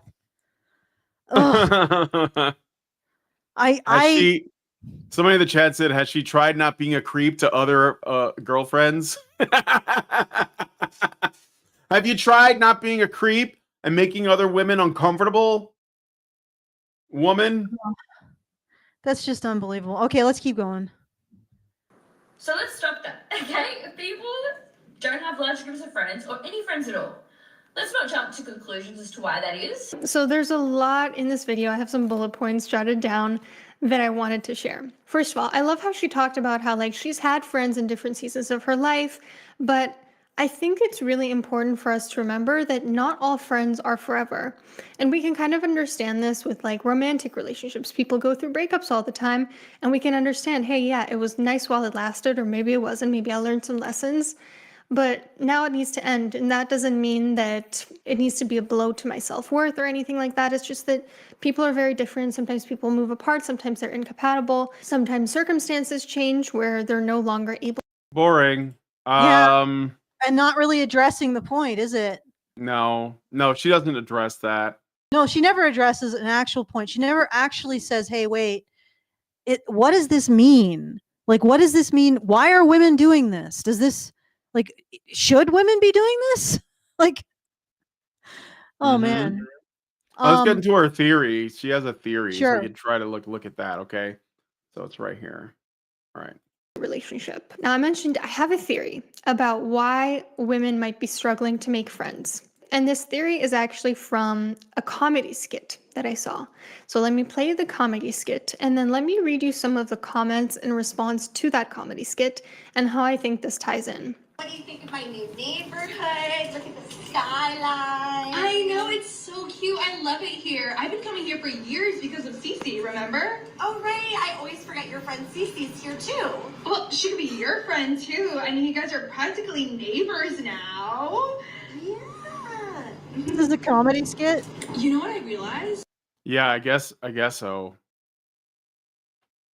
All right, let's when your friend keeps trying to put you into someone, this is another example of that first person thing that we talked about a long time ago. Mm-hmm. The POV thing. Yeah, she screwed up the POV. She actually is doing first person, or she thinks she is, but she's showing herself in the third person. Okay. Yep. All right. She's putting herself in as the main character of her own meme. Sorry, Who'd have thunk it? We should totally invite Cece to Halloween movie What? I'm women. Yeah. night this year. Yeah, I mean, that's kind of like our tradition, but maybe. Yeah, like maybe. Wait, you know what I just realized? When I go to Europe next week, you and Cece should hang out in the neighborhood without me. Wait, no, it's perfect because then you guys will get comfortable with each other, and by the time I come back, we'll all be best friends. Oh my god, I'm gonna start the group chat right now. I don't need to be friends with Cece. I don't want any more friends. I don't want any more. So the types of comments under this video, I don't want any more friends, is truly an underrated statement. I've stopped trying to mix my friend groups, it just never works. I too do not need any more friends. My friend keeps inviting me to her broader friend group and I feel so awkward when I go. Same, no longer looking for any more friends. I have enough and my schedule's overbooked. So real, I'm over it. Okay, so. I'm just pausing there because it's like there's another Interminable? 2 minutes of this clip, but this is really the takeaway. Yeah, because the rest is just more examples. So I'll play the rest of it, but I guess, well, I don't know. Like, I don't really think about friendships as something that I need to be concerned to sort through or measure. Like, do I have enough friendship here? I don't know. I mean, maybe Do you I don't know. think? Maybe Okay, all right. I'm Can I point something just out? a weird guy, but like I don't think about those things. Like it's just not Yeah, at that's all on my mind. you're I looking at don't the know. mentality of people who see this as a social resource, right? Mm. They need they need to have a have resources in certain areas because that's the way it is, right? Okay, let's keep going.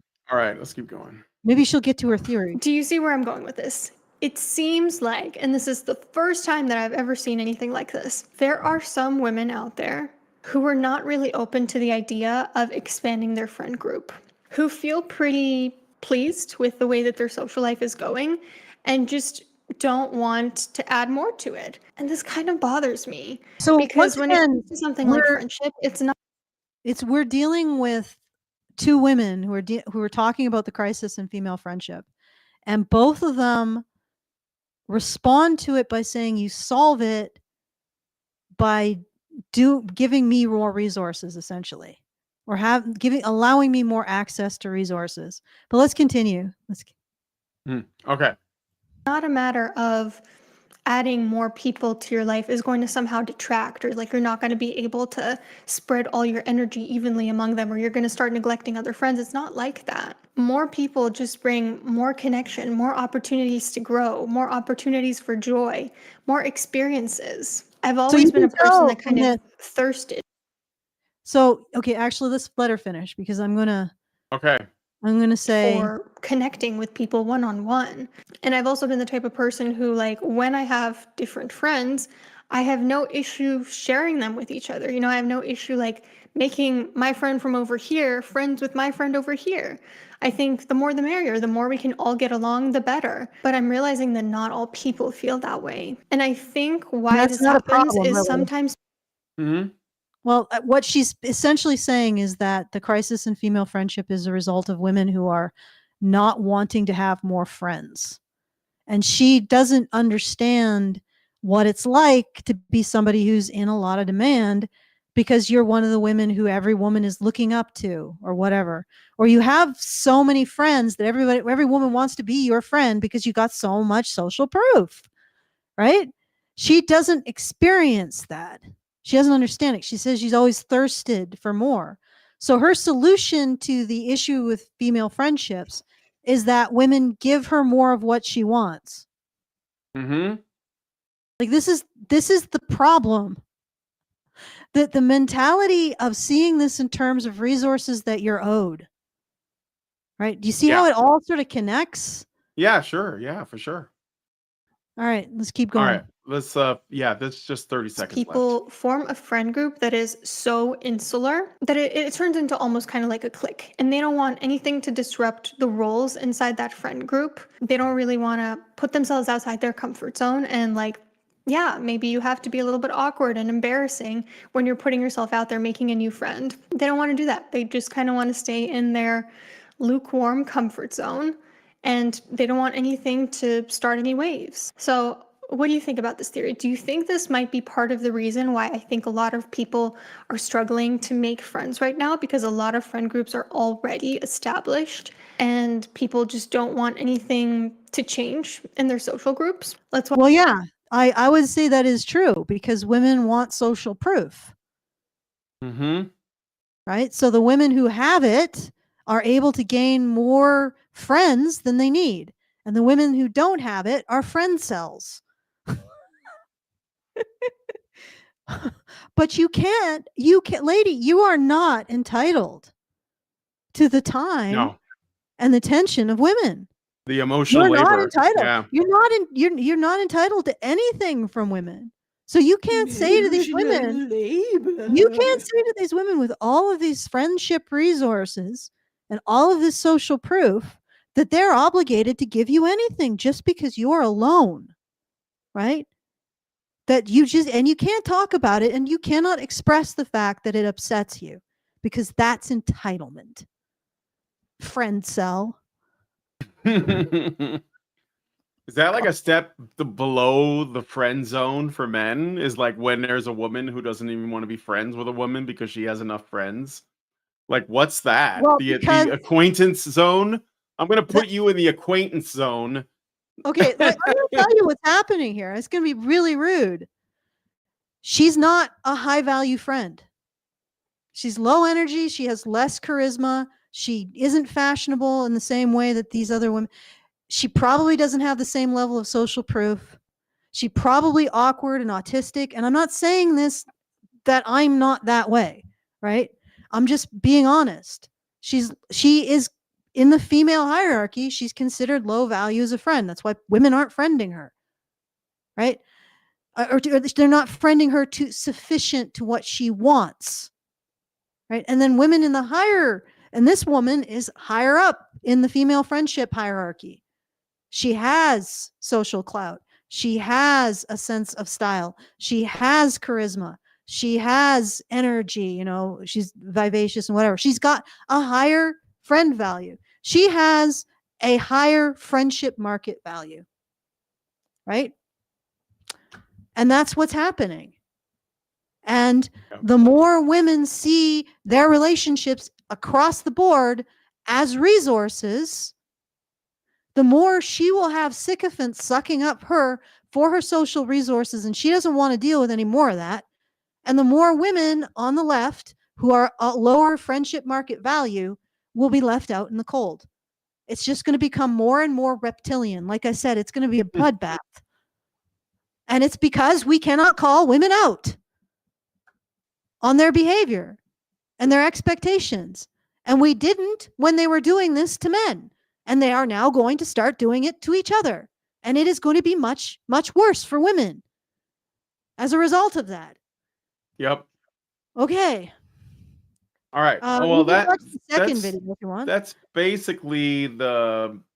You want to do the lavender thing? We've gone for 2 hours now. Quickly. We'll do it quickly, but we won't do the lavender thing. Let's do the second video. There's a second video. Oh, the next video and this video? Yeah. You mean? Okay. Yeah. All right. Watch some more TikToks about female loneliness. I don't have a group of girls. I don't have besties. I don't have a best friend. I've always been a really solo person. Like my Enneagram personality is type 4, the individualist. Like I've always been a solo kid when I was really young. I just wanted to play on my own, be on my own.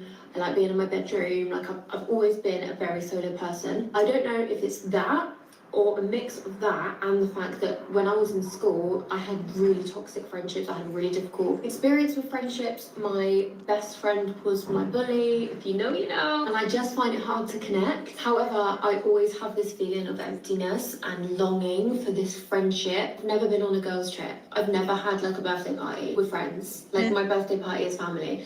And the thing I'm just pausing for the banana there. I'm considering like what I see women doing with each other and the nastiness I see. Is it really worth it? Like, do you really can you really have friends with people who are just about social clout? No, I don't think so. So this is not friendship. We are not discussing people talking about friendship. We're discussing people talking about social conveniences. That makes Yeah, sense. if they complain about past friendships being toxic or being friends with a bully or whatever, it gives like he was a narcissist vibes. You know, Yeah. like though my ex-boyfriend, he was the worst, he gaslit me, he was a narcissist, etc. And it just makes you think, so is it really all his fault? I don't know. All right. Is I'm such a family person as well. Like, to be honest, I'd love to spend my days with my sister, with my niece and nephews, hanging out with my mum. I'm a homebody. I love being around my boyfriends. Like, I've always been like that, and I know so many girls, people are like that. However, it doesn't take away the fact that I would just love to have friends. And I've always felt like I must be a massive bitch. There must be a reason. I must be the problem. It's difficult. Like, the thing is I consider myself a Maybe. very nice person. A little humility goes a long way. I don't know. Well, you might be a massive bitch. I don't know. But the thing is, am I a massive bitch? But I think of myself as a nice person. Well, I don't want to say, like, I can't tell because I don't know what she's like, but who knows? Maybe you're putting your hunger out there. Like, you're like, oh, I really want This is friends. this is definitely one of those things where if a woman is trying to figure out like a problem and she's talking to her man, and the best thing for a man to do is just let her talk because she'll probably talk herself into the solution eventually. Don't try to Mm, solve the problem, just let them go on and on about it. And let eventually them they'll be cook. like, maybe it's me. And then you'll just sit there and say, you could be onto something. Oh, let's finish it. All right. We Very won't do good that. friend. I will have your back. If you need me, I'm there. If you ring me in the middle of the night, I'm there for you. I will trust you. I'm trusting. I'm trustworthy. I'm a girl's girl. I will have your back. I will be up on the phone to you to whatever time, giving you relationship advice if you're going through it. I will never judge you for going back to that guy Yeah, again but and you again don't and have again. any It's other not friends, so you have no social proof. Like, you're like a guy saying, I'm a nice guy. Yep. Like, I'm sorry, lady, it's cutthroat, and as a friend cell, you're not entitled to any woman's affection or time. Like, and the fact that you're even at the fact you're starting to feel a little creepy, just maybe be a little less creepy. That might work. The other thing is, have you considered you have a terrible personality? Like, not just a normal terrible personality, like you're a massive bitch. I'm talking about like legitimate, hideous, like centipedes in your brain kind of personality. Have you considered that?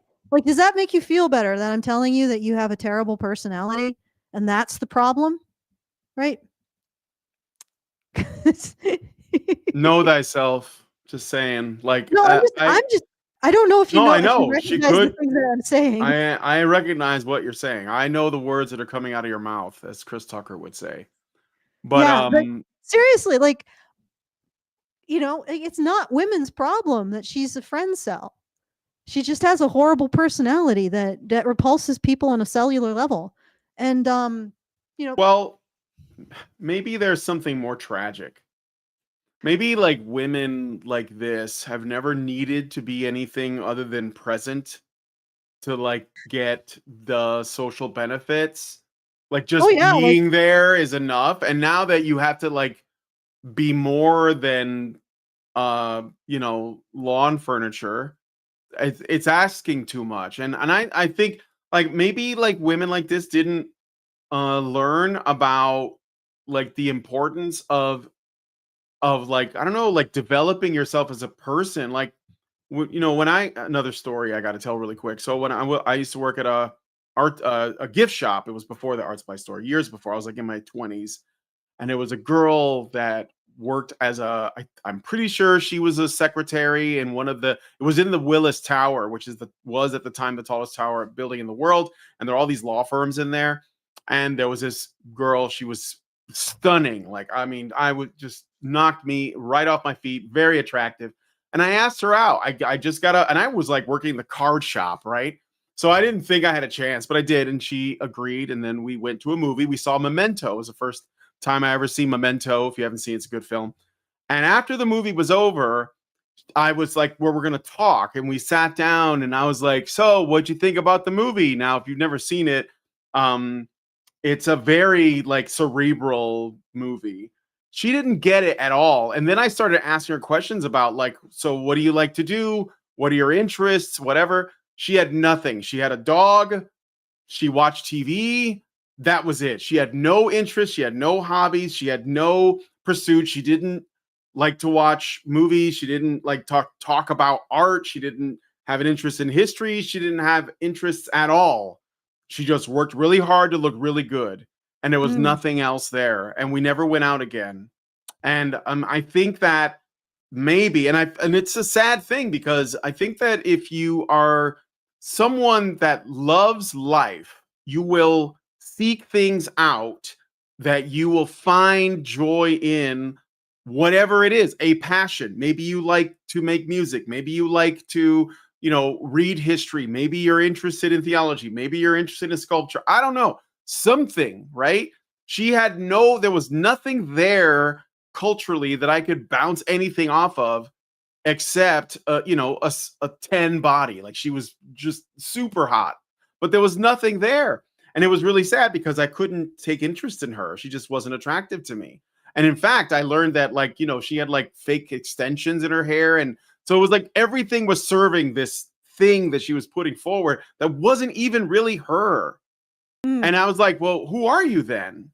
So, and this goes back to what I was saying before. I'm not saying that that's what this woman is doing, but I do think that friendships are built on something of substance.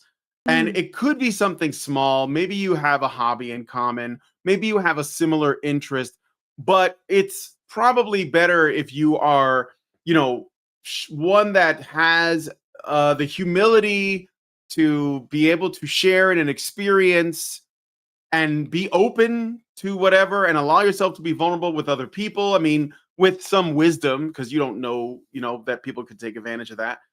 But I mean, that's the only way you're going to make it. You're not just going to be like, I want to make friends. And then someone's going to like send in an application and then you're going to approve of the application. You're going to become friends. It's not how that works.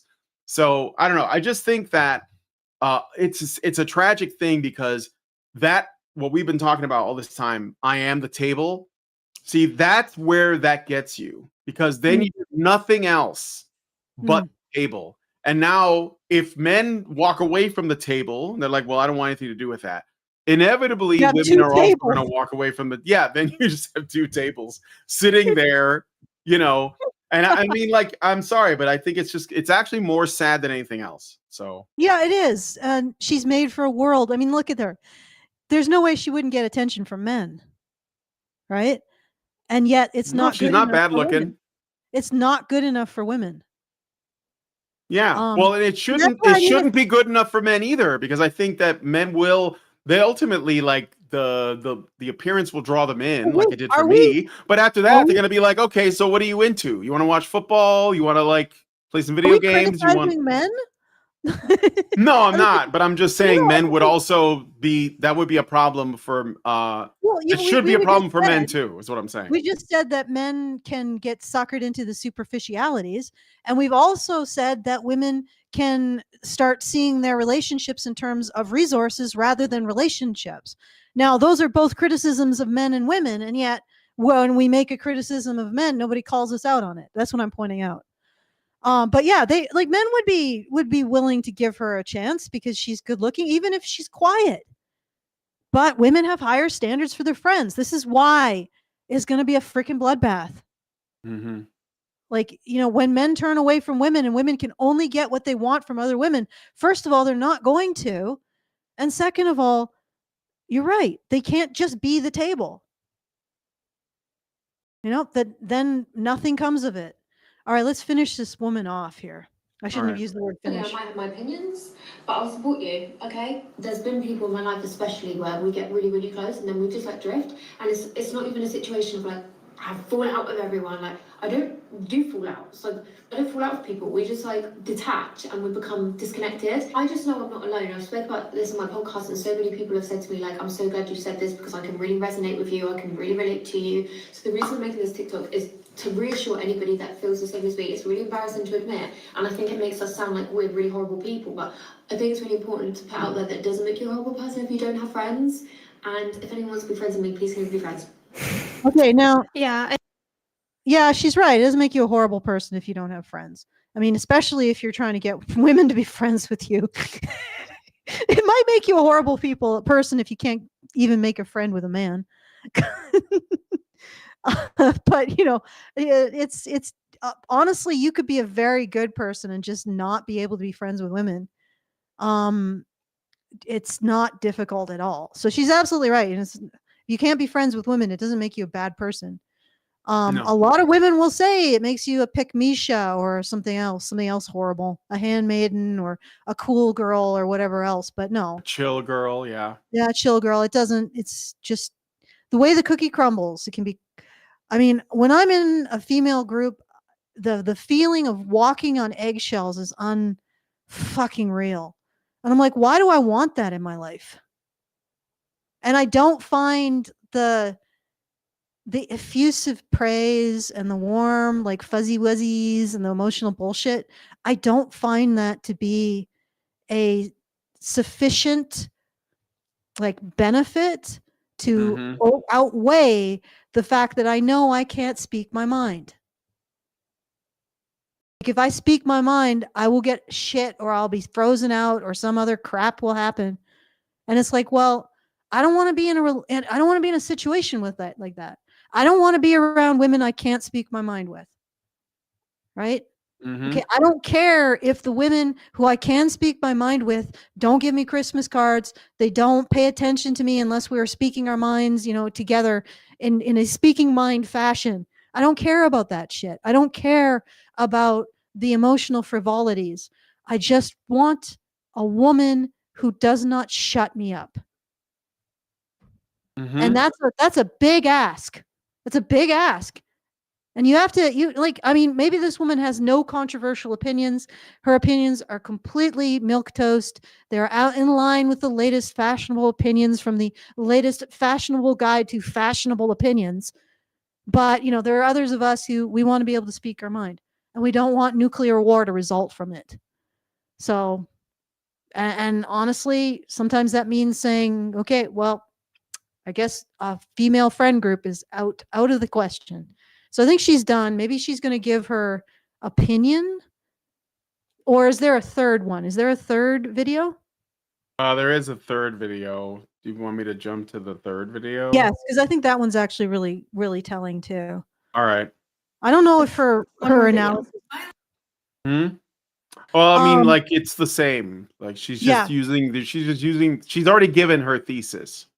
Yeah, She's basically using the videos to back that. So her thesis is basically that women who have high friendship market value should spread it to women who are friend cells.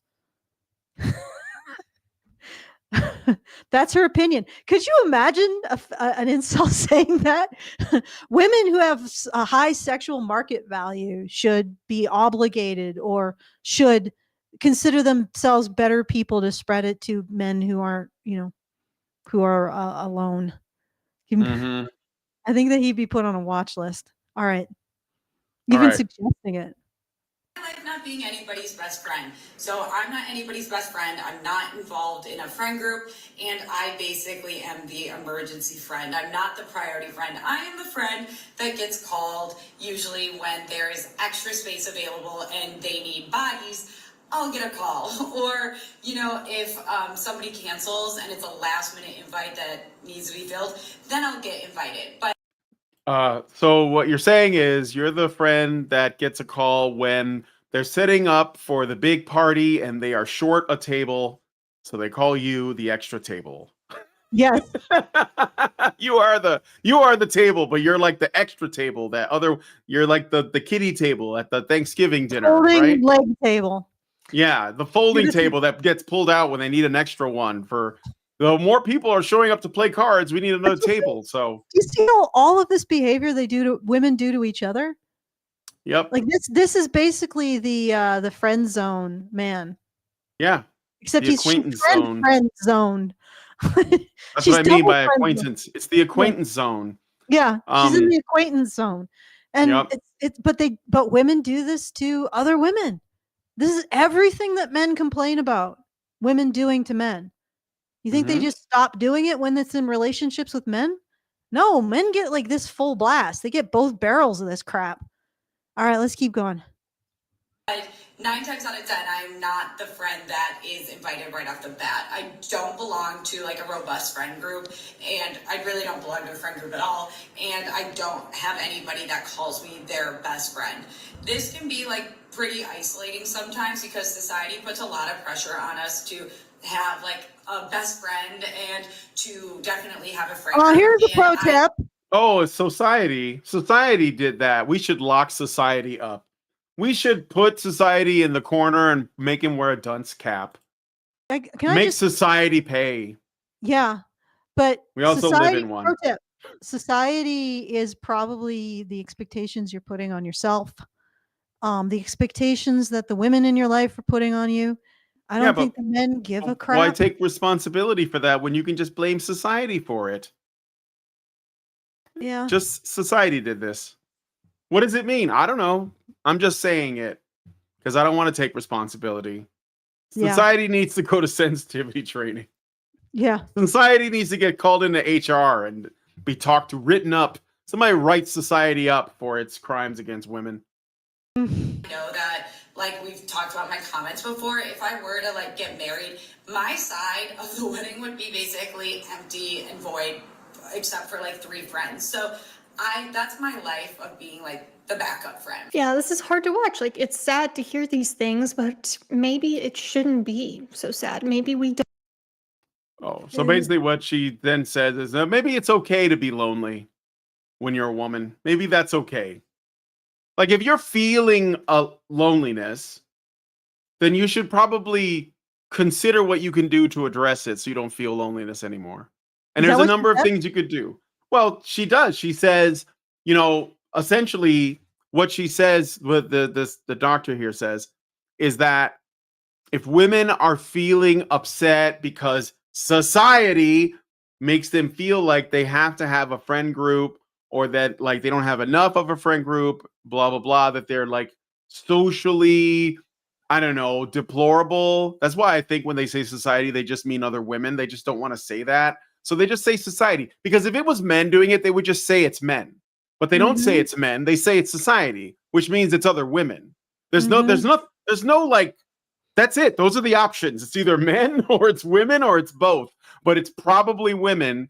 And so what this Well, if it was this, men at all, they'd just say men. yeah, they would just say men, right? Exactly. Like if it was men in any part, they would just say men. But because it's not men, they're just gonna say it's society. They're not gonna say it's women. Because women never do anything of their own accord. They only operate because society tells them to, whatever that means, which is basically men. And then women act because society tells them to do that. And then other women say, well, society does that to us, so we just can't do anything about it because we have no ability to change the course of anything in our life. So this is clearly the fault of society. And so We don't have any responsibility to right. take. So what this doctor is doing is that she's saying, well, since society is creating like unfair standards of the size of your friend group for women, there's nothing about men in this, then maybe it's okay that you don't have enough. Because if we said it's probably something you could address, then that would mean that you actually have agency and you could do something about things in your life and you could, learn about what it is that makes you who you are and what it is that you like in other people and what it is you like to see in other people that you could like bring out in yourself, which could create the conditions for a friendship to begin with other people. But then that's asking too much. Women shouldn't have to do anything. They're the table.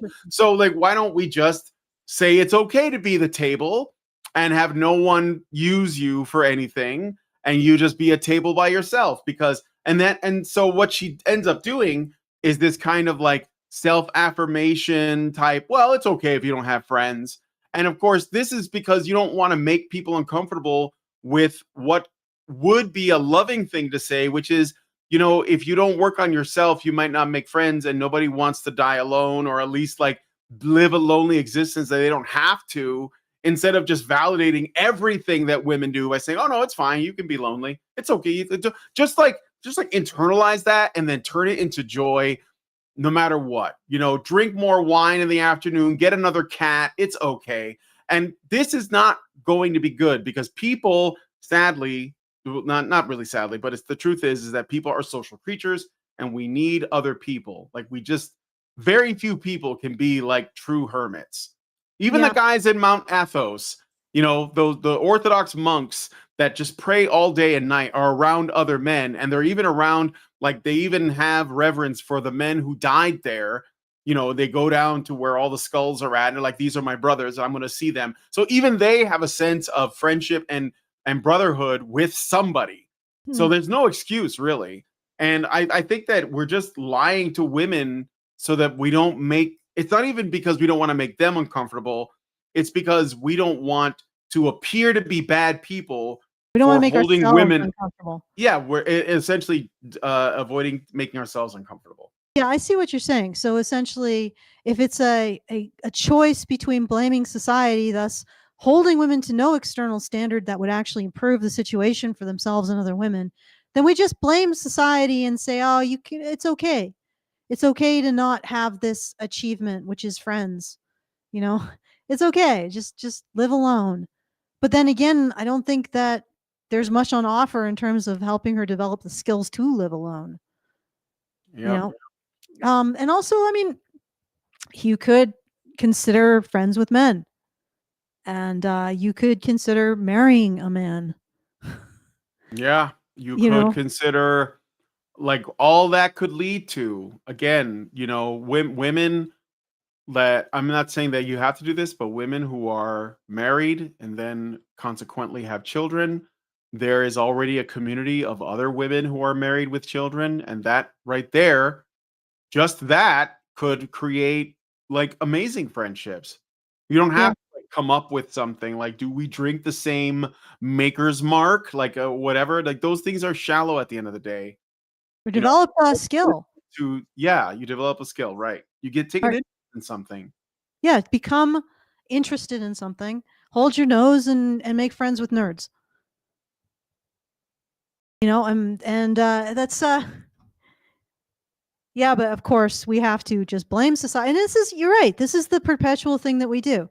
Instead of saying, women, these are things that you can do to manifestly improve your situation, we just blame society and say, well, just live with the emotions of it, I guess. The situation.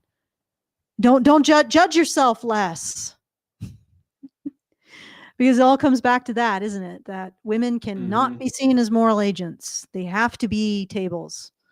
Okay. I guess, you know what? Do you want to quickly go over the lavender thing? I think that it might be a little bit late. I think that's a little too late for me, and plus it's about half hour, and I haven't really. Yeah. Okay, fair enough. Yeah. We'll do it at another time. I think it warrants a bigger conversation than, like, tacking on at the last minute. Really? I think so. Yeah, I think so. But I think it could be its own topic. Yeah, I think so. If you're a gay man thinking of marrying a woman, why?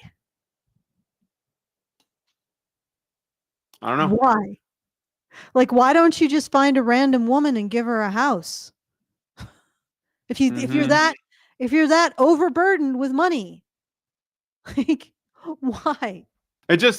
I don't think it's related. There's a little bit of a relationship there, I think I can get into, but I don't think it's really relevant to this topic. So No, I gotcha. All right, so I think we're going to call it a day. For some reason, we didn't get the bum rush of special people in the vertical chat today. yeah, we got like 72, but I get maybe it's the timing. Yeah, it's like 80 something in the horizontal, which is weird. There's more horizontalers. Yeah, that's interesting. Okay, but anyway, so thank you for joining up. If you'd like to comment on anything and send us a tip, you can do so at feedthebadger.com/justthetip. And also, if you would like to support the show, you can do so at feedthebadger.com/support. Thank you very much for Richard and his support. He supported $500, so thank you, Richard. Thank you, Richard. Thank you. Come again. And I'll hand it back to you, Brian. to take us out. All right. Well, if you guys like this video, please hit like, subscribe if you're not already subscribed, hit the bell for notifications, leave us a comment. Let us know what you guys think about what we discussed on the show today. There are links to all of the sources in the description of this video. Thank you so wait, much. wait. Oh, Sindrius, okay, Sinderi,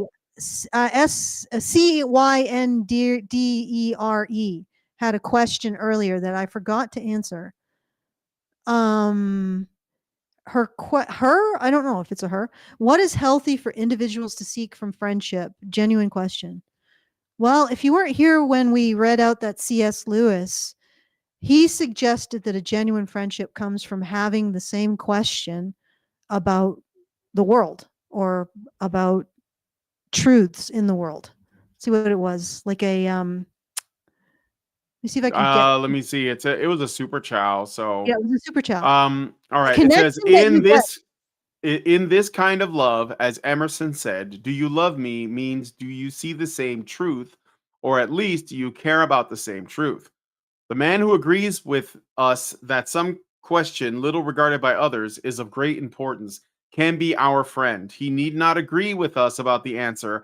Perhaps the loneliness epidemic in both men and women stems from the reality that there has been such a profound attack on universal truth. Or perhaps that our first world lives are so sheltered that we never experienced the suffering or have been called to express the endurance of previous generations. Because so often the deep, the important truths are born out of enduring the inescapable realities of life. Perhaps modern women, and you could say men by extension, suffering from a lack of conviction, are unable to form those deep friendships based on conviction. Yeah. So in this, C.S. Lewis suggests it's sharing a question about an existential question about life that is not considered by other people. I mean, your values about the world will essentially become the basis for the questions and that about life and reality and truth. And you'll find that you'll meet other people who share those, and that's probably where you'll find the most stable relationships. So I know. I guess I what like is that. Thank you. what is reasonable to ask from a friendship is probably the same as what you are willing to give. Honestly, in the end of the day, like, I mean, some friendships are just going to be about having fun. Maybe some friendships are going to be about questioning aspects of life in like that existential C.S. Lewis way. You know, some friendships are going to be about building things or being part of a community. And maybe the best way to approach it is just give what you'd want to get in your friendships. All right. So I'm going to send it back to Brian. All right. So if you do want to send us a message, it is feedthebadger.com/justthetip. And you can send us a tip with that. And yeah. So go ahead, Brian. All right. Well, like I said before, like, share, subscribe, and comment. Thank you guys so much for coming on the show. And we will talk to you guys in the next video. Have a good weekend, everybody. Men's rights activists are machines, dude. Okay? They are literal machines. They are talking point machines. They are impossible to fucking deal with, especially if you have like a couple dudes who have good memory on top of that too. Holy shit, you're fucked.